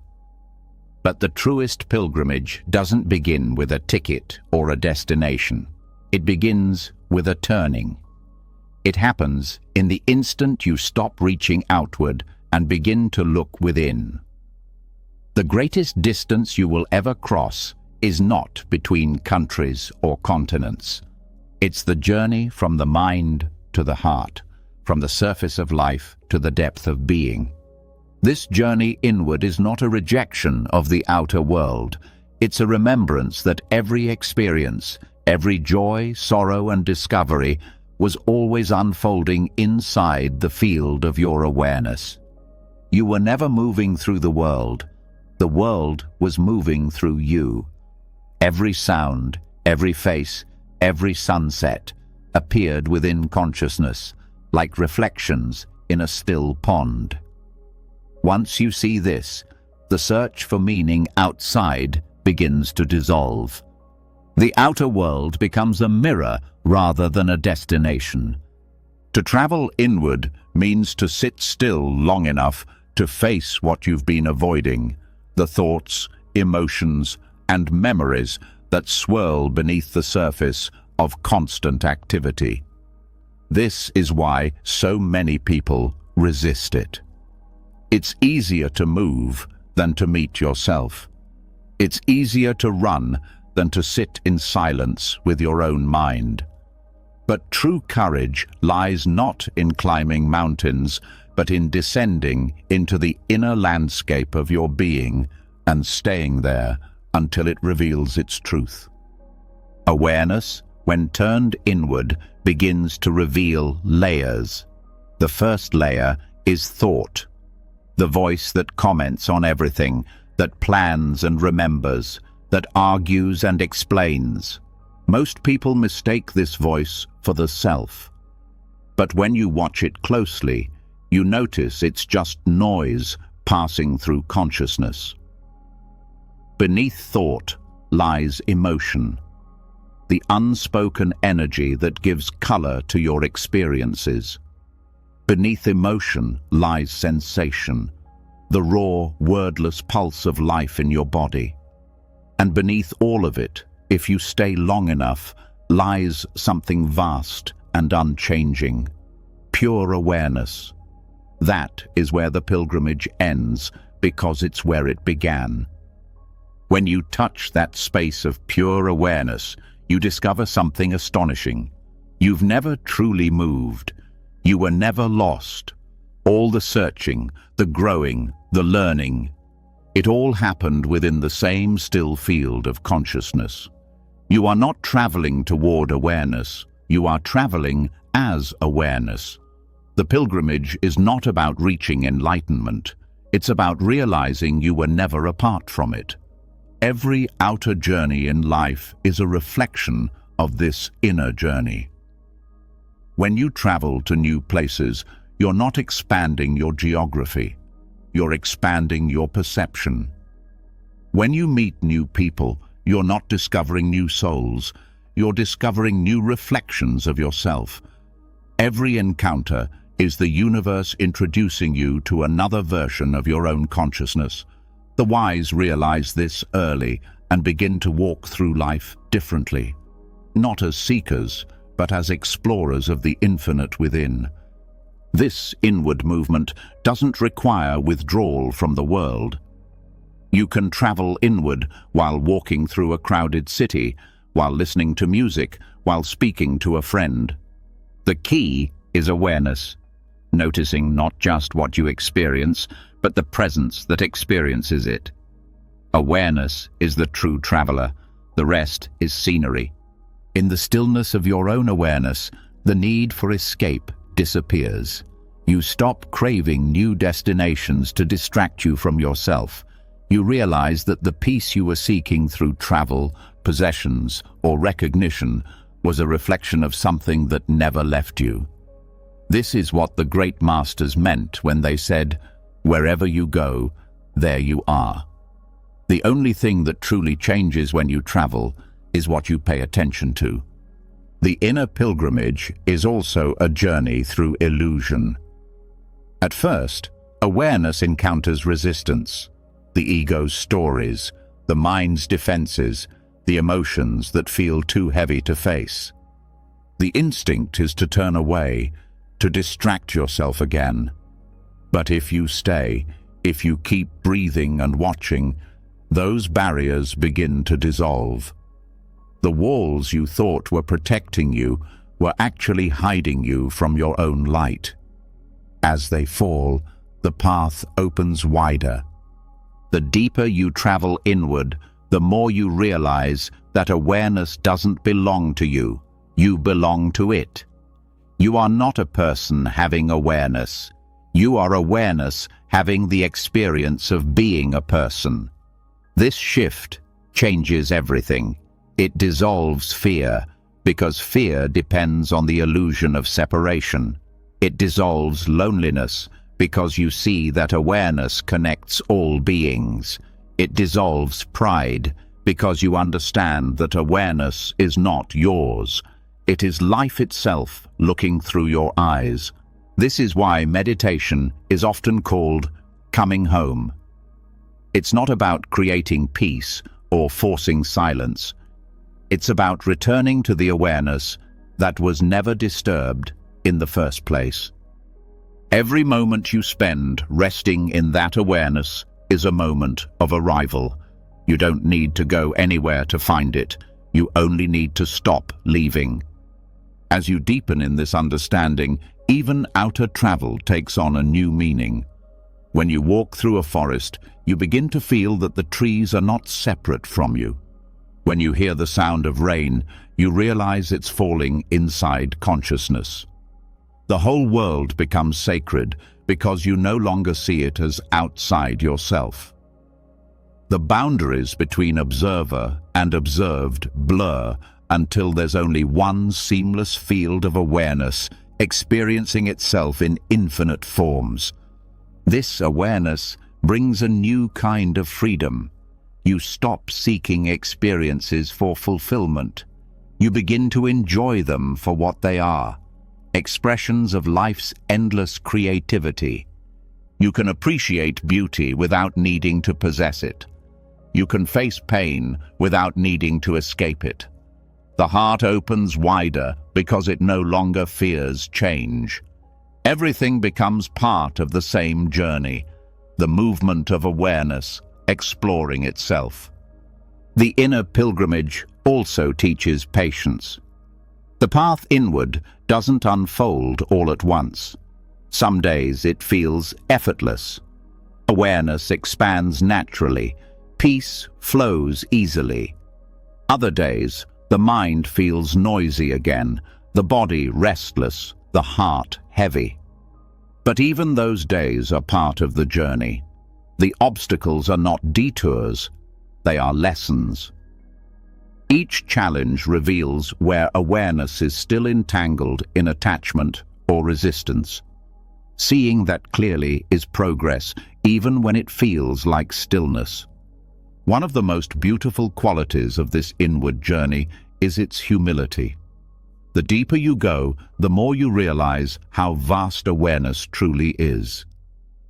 The mind, once obsessed with answers, begins to bow to mystery. You stop needing to define truth and start living it. This humility brings peace, not the peace of knowing everything, but the peace of trusting what cannot be known. The inner pilgrimage also transforms your relationship with time.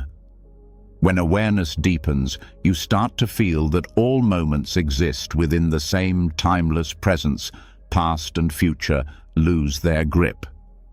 You begin to sense that everything you've ever sought, love, safety, joy, was never in another time. It was in another depth of now. That depth is always available, but it can only be entered through stillness. This awareness changes how you experience others too. When you look into someone's eyes, you see the same awareness looking back. Every person becomes a reflection of the same essence, expressing itself differently. The boundaries of identity begin to soften. Compassion arises naturally because you recognize that what happens to another affects the same field of being that you are.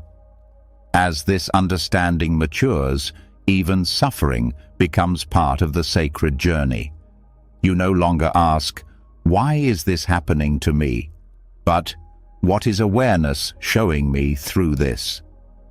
Pain becomes a teacher, pointing you deeper into the present.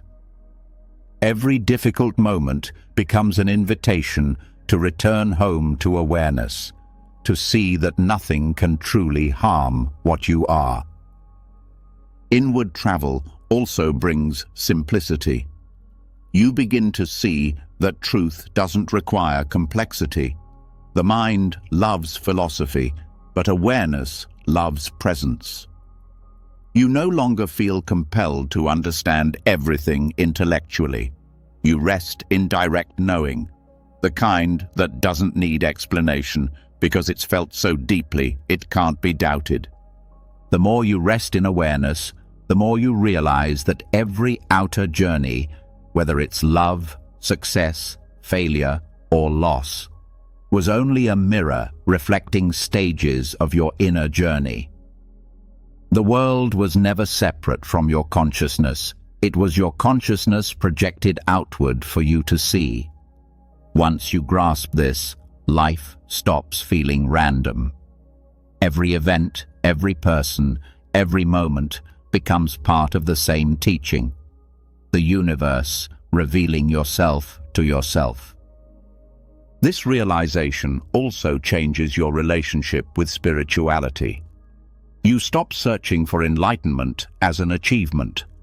You realize enlightenment is not something that happens to you. It's the recognition of what has always been true. Awareness doesn't need to improve. It only needs to be seen. You begin to understand why the greatest masters say that awakening is not the gaining of something new, but the loss of something false. The inner pilgrimage also shows you that stillness is not separate from movement. Awareness is vast enough to hold both. You can live fully, love, create, work, play, while remaining anchored in presence. The journey doesn't take you away from life. It deepens your participation in it. Every act becomes meditation. Every breath becomes sacred. And eventually, the journey inward leads to something even more profound. The end of the idea of journey itself. You realize that awareness never moved, never traveled, never changed. It was the same stillness through every experience, the same silence beneath every sound. The pilgrim and the path were never two. You were always home. This realization doesn't end life, it illuminates it. You continue to live, to feel, to grow, but now you do it consciously. You move through the world knowing that the world is moving within you. You act without attachment, love without fear, rest without escape. You walk through life not as someone on a quest, but as awareness itself, playing the game of discovery for the joy of remembering. And so, the greatest journey you will ever take requires no distance, no map, and no destination. It begins and ends in the same place, the stillness of your own being.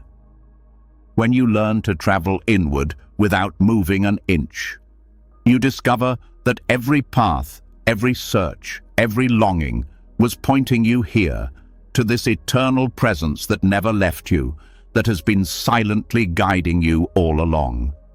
When the inner pilgrimage reaches its quiet destination, something unexpected begins to unfold. You arrive at stillness, yet what you find there is not what the mind imagined. It's not a point of completion or final certainty. It's an openness, vast, immeasurable, beyond concept. The closer you look at awareness itself, the more it dissolves any solid idea of you. What remains is not nothingness, but a living spaciousness, an emptiness that heals rather than destroys. This is the mystery of shunyata, the Buddhist understanding of emptiness, not a void that swallows life, but the boundless ground from which life endlessly blooms.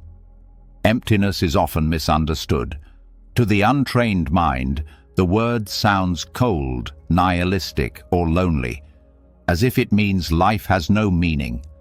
But in truth, emptiness is not a denial of existence. It's the freedom from distortion. It's the recognition that nothing possesses a fixed, independent identity. Everything is fluid, interdependent, and alive. To see this clearly is to be released from the prison of attachment. You stop clinging to form because you realize form is never separate from the space that holds it. The mind is used to building meaning through solidity, by naming, defining, and grasping. It wants the world to stay still so it can understand it. But when you look deeply into anything, a thought, a feeling, a person, you find it's constantly changing. There's no permanent essence to hold on to. That recognition isn't despair, it's liberation, because what can change is free. What isn't solid can never be broken. This insight, at first, can feel disorienting.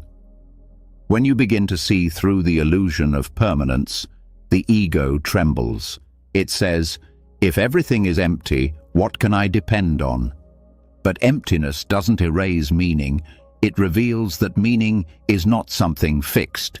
It's something we participate in. Life becomes creative again.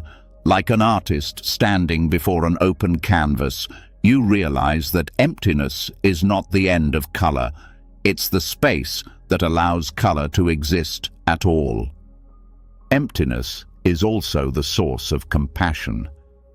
When you see that nothing has a separate self, the walls between you and others dissolve. Suffering no longer appears as something happening to them, because you recognize that what moves through one being moves through all. Compassion arises naturally, not from moral effort, but from understanding. You can't harm another without harming the whole. You can't heal another without healing yourself. This is why the Buddha said that wisdom and compassion are like two wings of the same bird. Emptiness gives rise to both. The healing power of emptiness lies in its spaciousness. The mind constantly tightens around ideas. This is good, that is bad. This is mine, that is yours. Every attachment creates tension, and every tension creates suffering. When you rest in awareness of emptiness, those knots begin to loosen. You start to see that pain, anger, and fear are not enemies. They are energies temporarily frozen by resistance. Emptiness melts them, not by fighting them, but by giving them space to move. In this space, healing happens naturally. You no longer try to control your emotions. You allow them to arise and pass. You no longer force solutions. They reveal themselves in the openness. The stillness of shunyata is not passive. It's the most fertile ground there is. From emptiness, creativity, forgiveness, and renewal constantly emerge. When you stop clinging, life begins to flow again. To understand emptiness is also to understand interbeing, the truth that everything exists in relation to everything else. A tree is not just a tree. It contains rain, soil, sunlight, air, and time. You are not an isolated self. You are a convergence of ancestry, culture, memory, and awareness. Nothing stands alone because everything depends on everything else. Seeing this interconnection dissolves the illusion of separateness that causes so much fear. You realize that life is not something happening to you. It's happening through you, as you. Shunyata is not a concept to be believed, but a truth to be experienced. You can sense it directly in the spaces between thoughts, in the stillness between breaths, in the pause between one sound and the next. That space is awareness itself, infinite, formless, but alive. When you rest in it, your identity becomes porous. You stop defining yourself by your roles or your past. you begin to sense the formless presence beneath them, the part of you that was never born and will never die. This is why emptiness is healing. It frees you from the tyranny of identity. The self that suffers is always a story, a collection of memories, labels, and expectations. Emptiness doesn't destroy that story. It lets you see it for what it is, a movement of thought, a temporary expression. The moment you stop identifying with it, the story loses power. You don't have to fix yourself because there is no fixed self to fix. What a relief that is, to stop carrying the heavy idea of who you think you are. The fear of emptiness comes from the ego's misunderstanding. The ego believes it must exist as something solid to survive, but what it calls survival is really rigidity. Life itself is fluid. The river doesn't fear its flow. It finds freedom in it. The ego resists change because it mistakes movement for loss. Awareness sees change as life unfolding. Emptiness is the wisdom that allows you to dance with change instead of fighting it. When you start to live from this understanding, daily life becomes lighter. You stop arguing with reality. You stop expecting permanence from what is meant to move. Relationships become less about possession and more about participation. You begin to love without clinging, to let go without bitterness. You see that love itself is empty, not in the sense of lacking, but in the sense of being limitless. It has no fixed boundary. It moves freely through you, as you, without needing to be held. This is also why emptiness heals grief. When someone you love passes, the pain comes from the illusion of final separation. But when you understand emptiness, you realize that form has changed, not vanished. The essence that animated your loved one was never confined to a body. It's the same awareness that looks through your eyes now. Emptiness shows you that nothing real can be lost, because what is real was never born. The practice of resting in emptiness requires trust. The mind, trained to fill every space, resists the openness at first. It wants to name, control, or define what it senses. But emptiness cannot be grasped. It can only be surrendered to. You learn to let go of even spiritual ambition, the desire to reach enlightenment, the wish to become awakened. You realize there is no one to become enlightened, because the awareness that seeks is already awake. The search itself dissolves into stillness. In meditation, this surrender becomes experiential.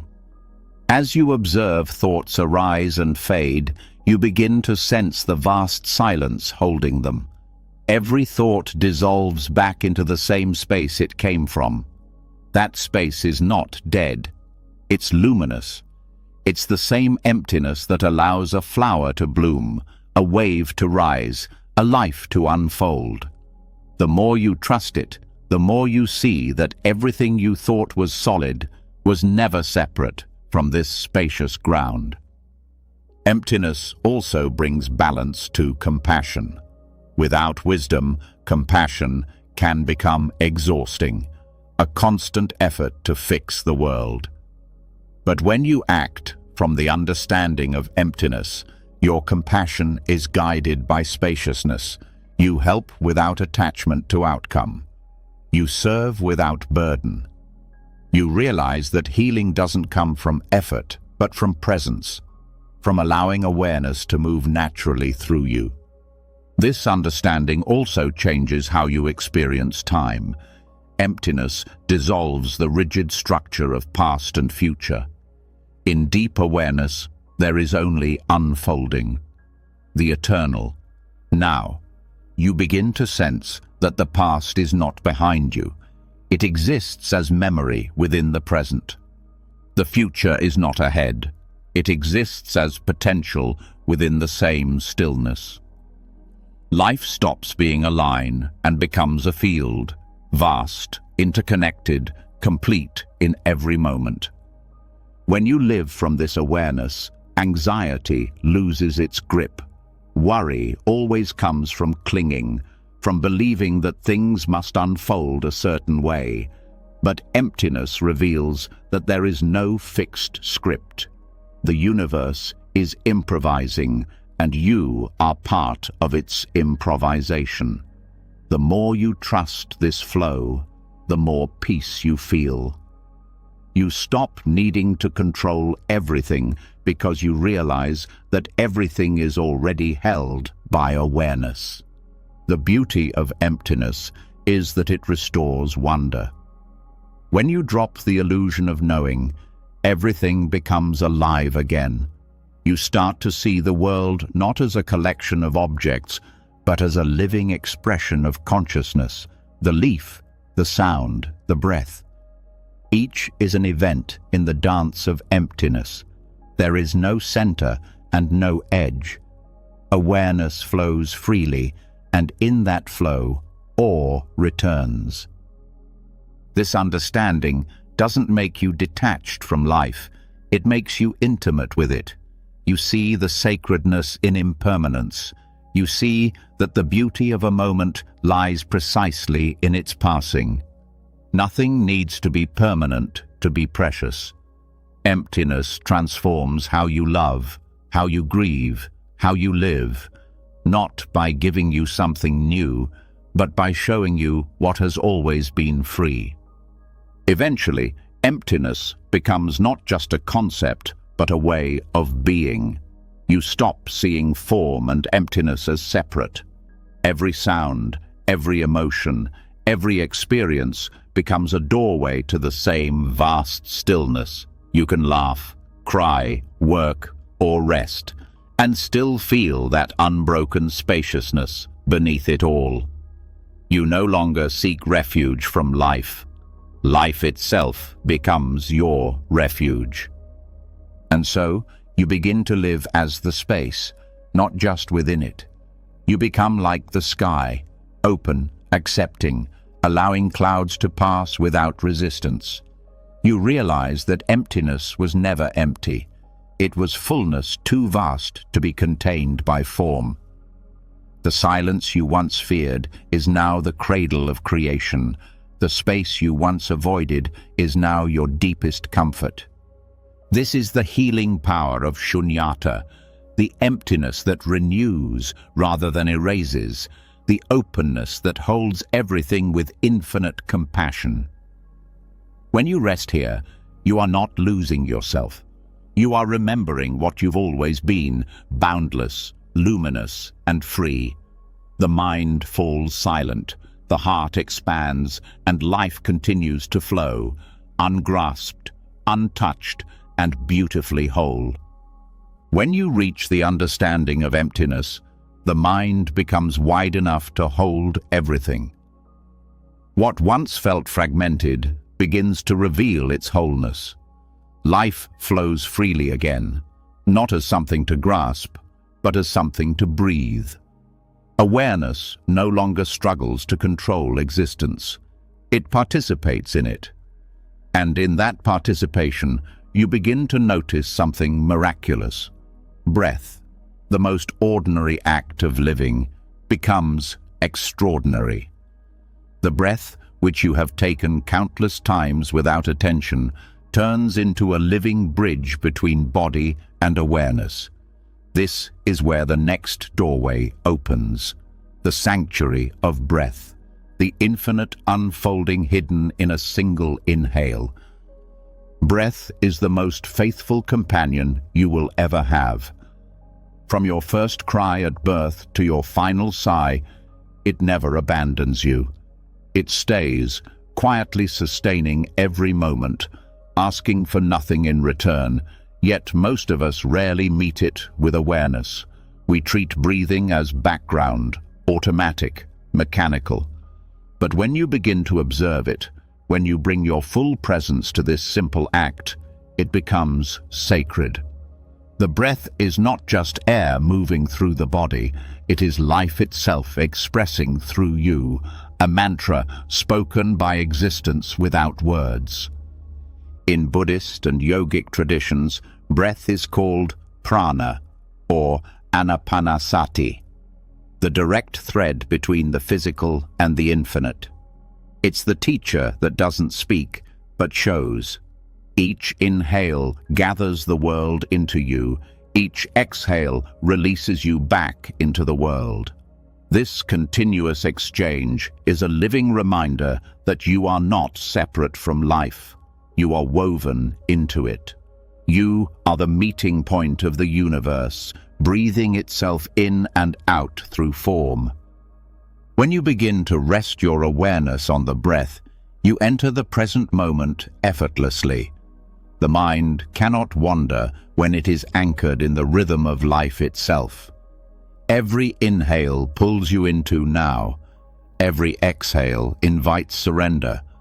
This rhythm becomes your meditation, your medicine, your teacher. It asks for nothing more than your attention, and in return, it reveals infinity. The breath is not just physiological, it's spiritual. It mirrors the nature of awareness, expanding and contracting, appearing and disappearing, yet never truly stopping. There is no beginning to breath, no end, just transformation. The air you exhale becomes the inhale of another being. The breath that fills your lungs right now once moved through oceans, forests, and stars. It connects all living things, silently reminding you that separation is only a thought. When you breathe consciously, you begin to feel that connection directly. The walls between you and life soften. Awareness flows through the breath like light through water. Every cell begins to hum with aliveness, not because you've added something new, but because you've removed distraction. You start to sense that the breath is not moving through you. You are moving through it. To enter the sanctuary of breath is to enter the heart of presence. The breath teaches stillness through movement. It shows that you can be both active and peaceful, both alive and serene. It becomes a living mantra that repeats, here, now, enough. The more you listen to it, the more it reveals. You begin to notice that each inhale carries a subtle rising, the energy of being. Each exhale carries a release, the wisdom of letting go. Together they form the dance of life, creation and surrender, effort and ease. Awareness of breath also reveals the truth of impermanence. No breath can be held forever. The inhale must become exhale.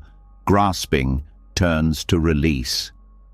This natural cycle teaches the art of balance, how to participate fully without clinging. When you try to hold on to pleasure, it suffocates.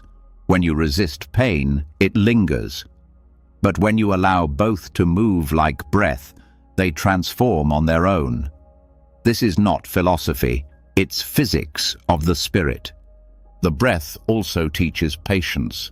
It moves at its own rhythm, unhurried, unforced. You can't speed it up to reach enlightenment, nor slow it down to avoid change. You can only align with it. This alignment is the essence of mindfulness, living in harmony with the natural rhythm of existence. When your actions follow the pace of breath, life becomes balanced. You stop rushing toward the future or dragging the past behind you. You start living from the calm pulse of now. The sanctuary of breath becomes even more profound when you notice the space between breaths. That brief pause after exhalation, before inhalation begins again. In that pause lies eternity. It's the same stillness you discovered beneath thoughts, beneath sound, beneath suffering. The breath reveals it in real time, in every moment.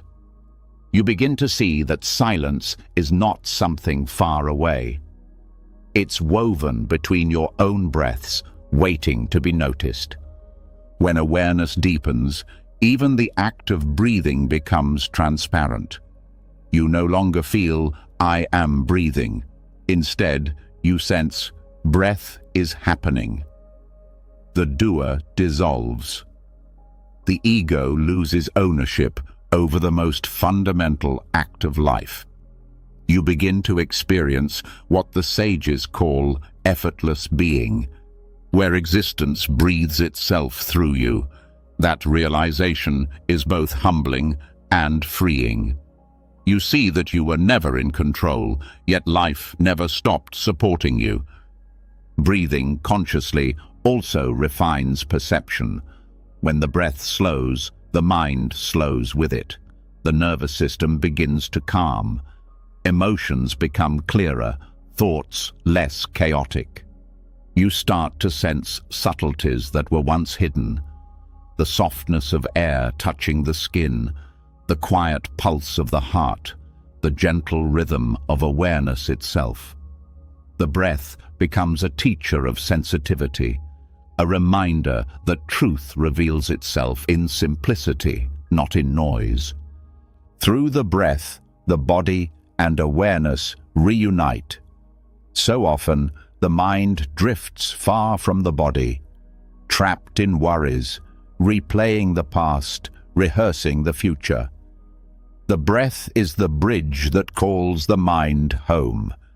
Each conscious inhale says, "Come back." Each exhale says, "Rest here." The more often you cross this bridge, the less lost you feel. The sense of fragmentation begins to dissolve. You realize you don't have to fix yourself, you only have to return. The healing power of breath is not metaphorical. It's literal. When you breathe deeply and consciously, your body begins to regulate itself. Stress hormones subside, the heart slows, and the mind clears. But beyond physiology, the breath also heals energetically. Every conscious exhale releases emotional residue, the tension, regret, or fear stored in the body. Each inhale fills the space left behind with vitality and lightness. The more you breathe with awareness, the more life begins to circulate freely through you. In ancient teachings, the breath is often called the thread of life. It connects the invisible and the visible, the infinite and the finite. To lose awareness of breath is to become entangled in illusion. To return to it is to return to the truth of being, that you are not separate from existence, but one with it. Breath becomes prayer, not the kind made of words, but of presence. As you live in deeper awareness of breath, even movement becomes meditation. Walking, speaking, working, all become extensions of the same rhythm. You move not as a collection of thoughts, but as awareness embodied. The breath turns ordinary moments into sacred rituals.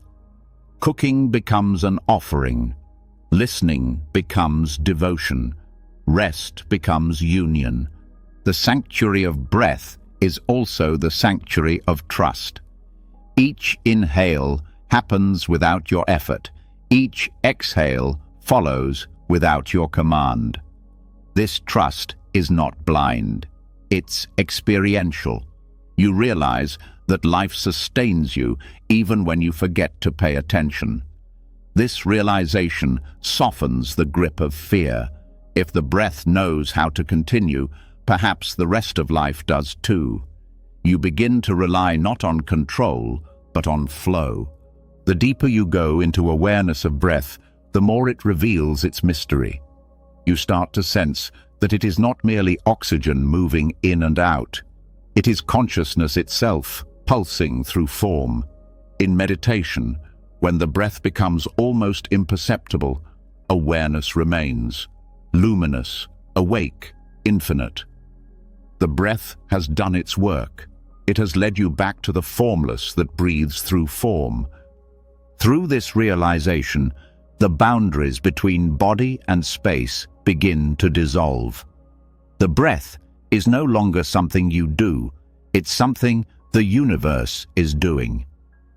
You begin to sense that the same rhythm animating your lungs moves the tides, stirs the wind, and turns the stars. The personal merges into the cosmic breathing, becomes participation in the universe itself. From this space, gratitude arises naturally. Every inhale feels like a gift, every exhale an offering. Life stops being taken for granted. Even in difficulty, you sense that as long as breath flows, presence is possible. The awareness of this truth fills the simplest moments with reverence. The sanctuary of breath is also the sanctuary of equality. Every living being, no matter their form or status, shares this rhythm. The breath of a child, a bird, a tree, all arise from the same source. When you breathe consciously, you're breathing with the world, not separate from it. Compassion deepens because you recognize that each breath connects you to countless others who are also living, loving, and longing in this shared rhythm. Ultimately, the breath teaches the highest lesson of all: impermanence and renewal. Every inhale begins, every exhale ends. Yet in that ending, there is space for beginning again. Breath reminds you that death and life are not opposites. They are partners in the same cycle. The end of one breath is not loss, it's transition. In that recognition, fear begins to fade and peace takes root. The breath, in its simplicity, carries the entire wisdom of the universe. It mirrors emptiness through space, compassion through exchange, impermanence through rhythm, and presence through repetition. You don't have to understand these truths intellectually. You can live them through each breath you take with awareness. When you finally surrender fully to this rhythm, the boundary between the breather and the breath disappears. Awareness breathes itself. The sanctuary of breath becomes the sanctuary of being, infinite, intimate, and whole. And in that moment, you realize that the universe has been whispering its mantra through you all along, one inhale at a time. At the end of this journey, everything returns to where it began, within. Every lesson, every breath, every still moment has been pointing toward the same truth, that the peace you search for in the world has always lived quietly inside you, the inner monastery, the silent witness, the refuge beneath restlessness, the sanctuary of self-returning. Each is another doorway leading back to your center. Within you, there is a stillness and a sanctuary that no chaos can touch. It's not hidden in temples, mountains, or philosophies. It's in your breath, in your awareness, in the quiet courage to simply be. When you rest there, life no longer feels like something to control. It becomes something to honor. So, take a moment now. Breathe, soften, and return home to yourself. You don't have to become anything more. You only have to remember what has never left you. If this message resonated with you, share your reflection in the comments. What part of these teachings spoke most deeply to you today? Your insight might be the light someone else needs. And if you'd like to keep walking this path of awareness together, don't forget to subscribe and ring the bell, because every week we return here to stillness, to to wisdom, and to the sanctuary within.